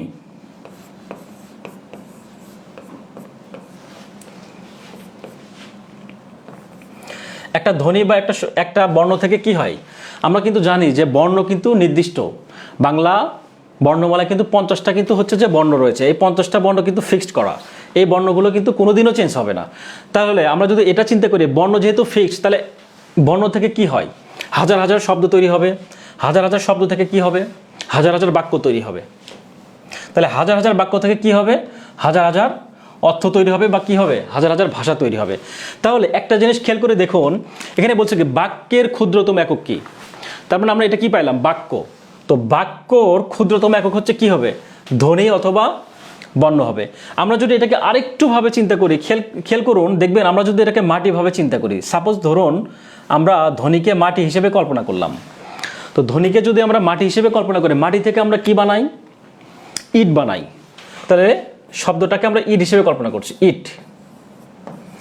তাহলে একটা মাটি থেকে কিন্তু আমরা হাজার হাজার ইট তৈরি করতে পারবো। আবার হাজার হাজার ইট থেকে কি করতে পারবো? হাজার হাজার দেয়াল তৈরি করতে পারবো। দেয়াল, হ্যাঁ, দেয়াল, ইটের দেয়াল তৈরি করতে পারবো। হাজার হাজার দেয়াল থেকে কি করতে পারবো? আমরা হাজার হাজার বাড়ি তৈরি করতে পারবো, হাজার হাজার বাড়ি তৈরি করতে পারবো। তাহলে যদি বলা হয় যে বাড়ি তৈরির মূল উপকরণ কি, তাহলে কিন্তু আমরা এটা বলতে পারি মাটি। সূচনাটা হচ্ছে কিন্তু মাটি। ঠিক একই রকমভাবে আমরা হাজার হাজার কি করতে পারি? 50টা বর্ণ দিয়ে হাজার হাজার শব্দ তৈরি করতে পারি, হাজার হাজার শব্দ থেকে হাজার হাজার বাক্য তৈরি করতে পারি, হাজার হাজার বাক্য থেকে আমরা কি করতে পারি? হাজার হাজার ভাষা তৈরি করতে পারি। তাহলে এটারই কিন্তু ক্ষুদ্রতম অংশ। তাহলে সেটাই বলছে যে বাক্যের ক্ষুদ্রতম একক কি? তাহলে এটার অ্যান্সার হচ্ছে ধ্বনি, শব্দ অ্যান্সারটা। এটা অনেকেই দেখলাম যে আপনাদের বিশেষ করে খেয়াল করে দেখবেন যে উল্লেখযোগ্য কিছু পপুলার হচ্ছে পেজ থেকে বা পপুলার গ্রুপ থেকে এই প্রশ্নটার অ্যান্সার কিন্তু ধ্বনি দেওয়া আছে, যেটা আসলে এটা সঠিক অ্যান্সার না। হ্যাঁ, শব্দ দেওয়া রয়েছে। তো এটা সঠিক অ্যান্সার হচ্ছে ধ্বনি। যদি বলা হয় বাক্যের বৃহত্তম একক, যদি বলা হয় বাক্যের বৃহত্তম একক কি, তাহলে কিন্তু সেটার অ্যান্সার হবে কি? শব্দ। যদি বাক্যের বৃহত্তম এককের কথা বলে তাহলে অ্যান্সার কিন্তু শব্দ। আর যদি বলা হয় বাক্যের ক্ষুদ্রতম একক, তাহলে সেটা হচ্ছে কি হবে? ধ্বনি অ্যান্সার হবে। এটা একটু খেয়াল করি, এটা কিন্তু 18তম BCS এর প্রশ্ন, এটা হুবহু পরীক্ষা দিয়ে রাখার 18 BCS এর কোশ্চেন, এটা 18তম BCS এর প্রশ্ন। ঠিক আছে? আচ্ছা, এখন আমরা দেখবো হৃদয়ের মাঝে মেঘ উদয় করি, নয়নের মাঝে ঝরিল বাড়ি। আচ্ছা, বাড়ি মানে আমরা পানি, আমরা জানি। তো এখানে খেয়াল করুন, বলছে যে হৃদয়ের মাঝে মেঘ মানে কি? দুঃখ উদয় করি, অর্থাৎ আমার হৃদয়ের মাঝে, বা ব্যক্তি বলছেন যে আমার হৃদয়ের মাঝে দুঃখ উদয় করি, নয়নের মাঝে ঝরিল বালি। কিন্তু সেই দুঃখটা আমি বুকে ধারণ না করে আমার কি হচ্ছে? চোখ দিয়ে কি হচ্ছে, জল পড়তেছে, অর্থাৎ আমার চোখ দিয়ে সে বাড়ি পড়তেছে। তো এখানে অলঙ্কারের প্রয়োগ ঘটেছে কি, অসঙ্গতি। কেন অসঙ্গতি? কারণ আমি দুঃখটা অনুভব করছি আমার হৃদয়ে, আমার অন্তরে, কিন্তু আমার স্থান হচ্ছে যে চোখ দিয়ে হচ্ছে পানি বের হচ্ছে, স্থানটা হচ্ছে আলাদা। আমার এই হৃদয়ে স্থানটা হচ্ছে একটা হৃদয়, আর বের হচ্ছে কি চোখ। তো আমরা কি বলছি, অসঙ্গতি। আমরা হচ্ছে যে কি অলঙ্কারের বৈশিষ্ট্যের মধ্যে কিন্তু এটা একটা অসঙ্গতির মধ্যে, বৈশিষ্ট্যের মধ্যে পড়ে যায়। ওকে, এখন খেয়াল করবো জ্যোৎস্না কোন শ্রেণীর শব্দ। বিগত প্রশ্ন এগুলো সব বিগত প্রশ্ন। জ্যোৎস্না বলছে কোন শ্রেণীর শব্দ। আমরা যদি একটু খেয়াল করি, জ্যোৎস্না বানানটা যদি এভাবে চিন্তা করি, জ্যোৎস্না এটা কিন্তু কি শব্দ, তৎসম শব্দ। এটা হচ্ছে তৎসম শব্দ, এখান থেকে কিন্তু আসছে কি জ্যোৎস্না। তারপর কি তৎসম শব্দ, এটা হচ্ছে কি অর্ধ তৎসম শব্দ, অর্ধ তৎসম শব্দ। এখন খেয়াল করুন 16 নম্বরে বলছে যে কোনটি নিয় তৎপুরুষ নয়, নয় বলছে কিন্তু, হ্যাঁ নয়। অনেকে কিন্তু আবার নয়টা না দেখেই আবার অ্যান্সার করে ফেলবেন, যেটা আসলে ভুল হয়ে যাবে। হ্যাঁ, কোনটি নিয় তৎপুরুষ, ন ইয়, নিয়টা হচ্ছে কি ন ইয়, কোনটি ন ইয় তৎপুরুষ নয়।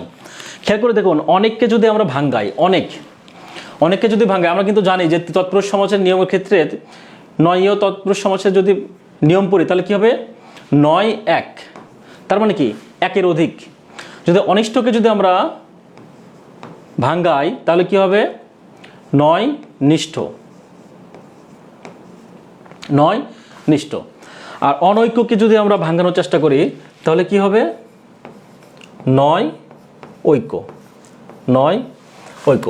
তাহলে আমরা দ্বারা খেয়াল করলাম যে 9 1 এটা কি হয়, 9 ইয় তৎপুরুষ সমাস আমরা জানি, নিয়মের মধ্যে পেয়ে গেলাম। তারপর কি 9 নিষ্ঠ, এটাও পেয়ে গেছি। 9 ঐক্য, অনৈক্য, তার মানে যেটা বাকি থাকলো সেটা হচ্ছে কি অপরাগ্ন। তো এখানে খেয়াল করে দেখবেন অপরাগ্ন বানানটাও কিন্তু ভুল রয়েছে এখানে, হ্যাঁ ভুল দেয়া। অপরাগ্ন বানানটা কিন্তু এটা হবে না, এটা হবে, হ্যাঁ নিচে হবে। দন্তনটা কি হবে, নিচে বসবে, হয়ের নিচে, হ্যাঁ দন্তনটা হয়ের নিচে বসবে। অপরাগ্ন বানানটাও কিন্তু ভুল রয়েছে। তার মানে কি বলছে কি কোনটি নয়ও তৎপুরুষ নয়, অ্যান্সার হচ্ছে খ নাম্বার। ওকে, এবার দেখবো যে মরিতে চাই না আমি সুন্দর ভবনে, মানবের মাঝে আমি বাঁচিবার চাই। এটা কিন্তু খুবই একটা কি গুরুত্বপূর্ণ এবং হচ্ছে কি প্রচলিত। আমাদের ছোটবেলায় কিন্তু আমরা যখন ক্লাস 9 10-এ পড়ে আসছি, এখানে বাগধারা পড়ছি, আমরা কিন্তু ভাব সম্প্রসারণটা পড়েছি এখানে। হ্যাঁ, ভাব সম্প্রসারণের ক্ষেত্রে কিন্তু আমরা কবিতার লাইন, এটা কিন্তু রবীন্দ্রনাথ ঠাকুরের বিখ্যাত একটা কবিতা, এটার নাম হচ্ছে কি প্রাণ কবিতা। হ্যাঁ, রবীন্দ্রনাথের একটা প্রাণ কবিতার লাইন, মরিতে চাই না আমি সুন্দর ভবনে, মানবের মাঝে আমি বাঁচিবার চাই। খুবই গুরুত্বপূর্ণ একটা লাইন, প্রাণ কবিতার একটা অংশ। আচ্ছা, এবার দেখবো যে দীনবন্ধু মিত্রের প্রহসন কোনটি। দীনবন্ধু মিত্রের প্রহসন, বুড়ো শালিকের ঘাড়েরও বিয়ে পাগলা বুড়ো, কিঞ্চিত জলযোগ লীলাবতী। দীনবন্ধু মিত্রের প্রহসন হচ্ছে যে বিয়ে পাগলা বুড়ো। বুড়ো শালিকের ঘাড়েরও হচ্ছে কি, বুড়ো শালিকের ঘাড়েরও হচ্ছে বাংলা সাহিত্যের, এটা আমরা কিন্তু জানি কার, এটা মাইকেল মধুসূদন দত্তর।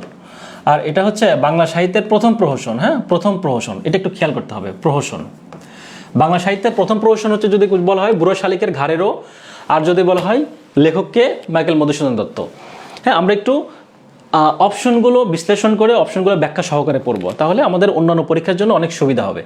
ওকে, এবার দেখবো প্রত্যেক ভাষার 3টি মৌলিক অংশ থাকে। কি কি থাকে, ধ্বনি, বর্ণ এবং শব্দ থাকে। এটাই অ্যান্সার। ধ্বনি থাকতে হবে বা বর্ণ থাকতে হবে একটা। তারপর কি হবে, আমরা কি একটু আগে কি জানলাম, আমরা যদি এখানে খেয়াল করুন, আমরা যদি এভাবে চিন্তা করি ধ্বনি বা বর্ণ ব্র্যাকেট, হ্যাঁ এটাকে আমরা কি হিসেবে চিন্তা করছি, মাটি হিসেবে। তারপরে মাটি থেকে কি হয়, ইট হয়। ঠিক একই রকম বর্ণ থেকে কি হয়, শব্দ হয়। শব্দ থেকে কি হয়, বাক্য হয়। বা ইট থেকে কি হয়, দেয়াল হয়। হ্যাঁ, শব্দ থেকে কি হয়, বাক্য হয়। এটাই বলছে যে একটি ভাষার 3টি মৌলিক অংশ হচ্ছে ধ্বনি, শব্দ এবং হচ্ছে কি আরেকটা বাক্য। ওকে, কোন শব্দের সম্যক অর্থে পর উপসর্গটি ব্যবহৃত হয়েছে। হ্যাঁ, কোন শব্দের সম্যক অর্থে পর, তো অনেক জায়গায় অ্যান্সার দেখলেন পরামর্শ, বাট এটা পরামর্শ অ্যান্সার হবে না, এটা সঠিক অ্যান্সার হবে পরাক্রান্ত। হ্যাঁ, পরাক্রান্ত হবে সঠিক অ্যান্সার। এখানে বলছে সম্যক অর্থে, এখানে কিন্তু আতিশয্য, হ্যাঁ আতিশয্য হিসেবে কিন্তু বোর্ড বইয়ে দেওয়া রয়েছে হচ্ছে পরাক্রান্ত। তো আতিশয্যরই সম্যক এবং আতিশয্য অনেকটা কাছাকাছি মিনিং অর্থ প্রকাশ করে। তো সেই জায়গা থেকে আমরা এটাকে পরাক্রান্ত হিসেবে সঠিক অ্যান্সার ধরে নিব। ঠিক আছে, আচ্ছা এখন একটু খেয়াল করে দেখুন, কাজী নজরুল ইসলামের বিদ্রোহী কবিতা। বলবীর বলোন্নত মমশির। আমরা এই কয়েকদিন আগে দেখেছি না যে আমাদের কি বলে, যিনি শরীফ ওসমান হাদিস উনি মারা গিয়েছেন, আল্লাহ জান্নাতবাসী করুক, উনি কিন্তু ওনার একটা কবিতার আবৃত্তি কিন্তু অনেক ভাইরাল হয়, বলবীর বলোন্নত মমশির। এটা কিন্তু কাজী নজরুল ইসলামের বিদ্রোহী কবিতার একটা লাইন, হ্যাঁ। আর এটা কোন ছন্দে রচিত হয়েছে? মাত্রাবৃত্ত ছন্দে, মাত্রাবৃত্ত ছন্দে, মাত্রাবৃত্ত ছন্দ। আচ্ছা, অধ্যয়ন শব্দের বিশেষণ কি? অধ্যয়ন শব্দের বিশেষণ হচ্ছে কি আমরা জানি, অ্যাডজেক্টিভ। অধ্যয়ন মানে কি? যিনি অধ্যয়ন করে, বা যিনি অধ্যয়ন করে তাকে কি বলা হয়? আর যেটা অধ্যয়ন করা হয় সেটা হচ্ছে কি? অধীত। যে বিষয় অধ্যয়ন করা হয় তাকে বলা হয় হচ্ছে অধীত। লিঙ্গান্তর হয় না এমন কোনটি? লিঙ্গান্তর হয় না অর্থাৎ কি? যেটার কোনো পরিবর্তন হয় না, চেঞ্জ হয় না। তো এরকম শব্দ কিছু রয়েছে, নিত্য পুরুষবাচক শব্দ যতগুলো রয়েছে সব নিত্য পুরুষবাচক শব্দ বলতে আমরা যেটা বুঝি, সবগুলোই কিন্তু লিঙ্গান্তর হয় না। লিঙ্গান্তর হয় না কোনগুলো? নিত্য পুরুষবাচক শব্দ। এর মধ্যে যদি আমরা চিন্তা করি তাহলে খেয়াল করে দেখবেন যে কৃতদার, হ্যাঁ, কৃতদার, কৃতদার, তারপর হচ্ছে কি মন্ত্রী, কবিরাজ, হ্যাঁ, কবিরাজ, তারপর কি রাষ্ট্রপতি, এগুলো হচ্ছে কি হয় না? এগুলো নিত্য পুরুষবাচক শব্দ। আর যেগুলো নিত্য পুরুষবাচক শব্দ সেগুলো কিন্তু কি হয় না? লিঙ্গান্তর হয় না, লিঙ্গান্তর হয় না। তাহলে কি অ্যান্সার হচ্ছে? এটা কবিরাজ, কবিরাজ। এখন বিজ্ঞান শব্দের যুক্ত বর্ণের সঠিক রূপ কোনটি? একদম ইজি, হ্যাঁ, যুক্ত বর্ণের ক্ষেত্রে এটা আসছে বর্গীয় জ যোগ ইও, বিজ্ঞান। এটা হচ্ছে সঠিক অ্যান্সার, হ্যাঁ, এটা হচ্ছে সঠিক অ্যান্সার। ওকে, তো আশা করি আপনারা আমাদের সাথেই ছিলেন এতক্ষণ, আমাদের ক্লাসগুলো দেখেছেন। ইতিপূর্বে আমাদের গণিত, সাধারণ জ্ঞান এবং আজকে বাংলা। এখন বাংলাটা আমরা কোশ্চেন সমাধান দেওয়ার চেষ্টা করেছি। আশা করি আমাদের এখান থেকে যেই তথ্যগুলো, যেই সলিউশনগুলো দেওয়া রয়েছে এগুলো সবগুলো অথেন্টিক। আশা করি এখানে ভুল হওয়ার কোনো সুযোগ নেই, হ্যাঁ। বিভিন্ন গ্রুপে, বিভিন্ন পেজে আমরা বিভিন্ন অ্যান্সার আমরা ভুল দেখেছি, তো আশা করি এগুলো ভুল হবে না। আর যাওয়ার সময় একটা কথা মনে করে দিই, সেটা হচ্ছে যে আমাদের 2-3 মাসের জন্য একটা কোর্স চালু করতে যাচ্ছি। সামনে আজকে অথবা কালকের মধ্যে হয়তো আমরা অ্যানাউন্সমেন্ট পেয়ে যাব। এটা কিন্তু আপনাদের জন্য একটা লাইফ চেঞ্জিং একটা কোর্স হবে, হ্যাঁ, আশা করি একটা লাইফ চেঞ্জিং কোর্স হবে। সুতরাং আপনারা আমাদের সাথে থাকবেন। ওই যে একটা কথা বলে না যে কি পড়বো আর কি বাদ দিব, হ্যাঁ, কি পড়বো কি বাদ দিব সেটা জানার থেকে গুরুত্ব কি পড়বো বাদ দেওয়ার থেকে জানবো কি পড়বো। তো সেটা জানার জন্য আমাদের কোশ্চেন অ্যানালাইসিস করতে হবে। তো কারো কাছে যদি মনে হয় যে আমরা কোশ্চেন অ্যানালাইসিস পারি না, তাহলে নিঃসন্দেহে আপনারা আমাদের আজকে অথবা কালকে যে অ্যানাউন্সমেন্ট দেওয়া হবে 2 থেকে 2.5 মাসের যে কোর্সটা চালু হবে, আপনারা এখানে চোখ বন্ধ করে নিঃসন্দেহে এখানে এনরোল করতে পারেন। তো ঠিক আছে, আজকে এই পর্যন্তই থাকবে। আর আমাদের যে ইংলিশের যে সলিউশন সেটা আমাদের শ্রদ্ধেয় রফিক স্যার আপনাদের দিয়ে দেবে ইনশাল্লাহ। তো ততক্ষণ পর্যন্ত আমাদের সাথেই থাকুন ইনশাল্লাহ। তো আজকে এই পর্যন্তই থাকবে, ধন্যবাদ, ভালো থাকবেন, ঠিক আছে। তো আমাদের ইংলিশটা, হ্যাঁ, ইংলিশটা এটা বাকি থাকলো, এটা আমাদের শ্রদ্ধেয় স্যার রফিক স্যার আমাদের এটা ক্লাসটা নেবেন, হ্যাঁ। ততক্ষণ পর্যন্ত আপনারা আমাদের সাথেই থাকুন। আর আমাদের যে কালকে এবং আজকের মধ্যে যে অ্যানাউন্সমেন্ট থাকবে, তো সেটা আপনারা শুনবেন, দেখবেন এবং আপনাদের যারা পরিচিত রয়েছেন তাদেরকে সবাইকে এর মধ্যে ইনভলভ করবেন, যাতে করে আমাদের কোর্সটা ইনরোল হতে পারে। তো আজকে এই পর্যন্তই থাকবে, ভালো থাকবেন সবাই, আসসালামু আলাইকুম।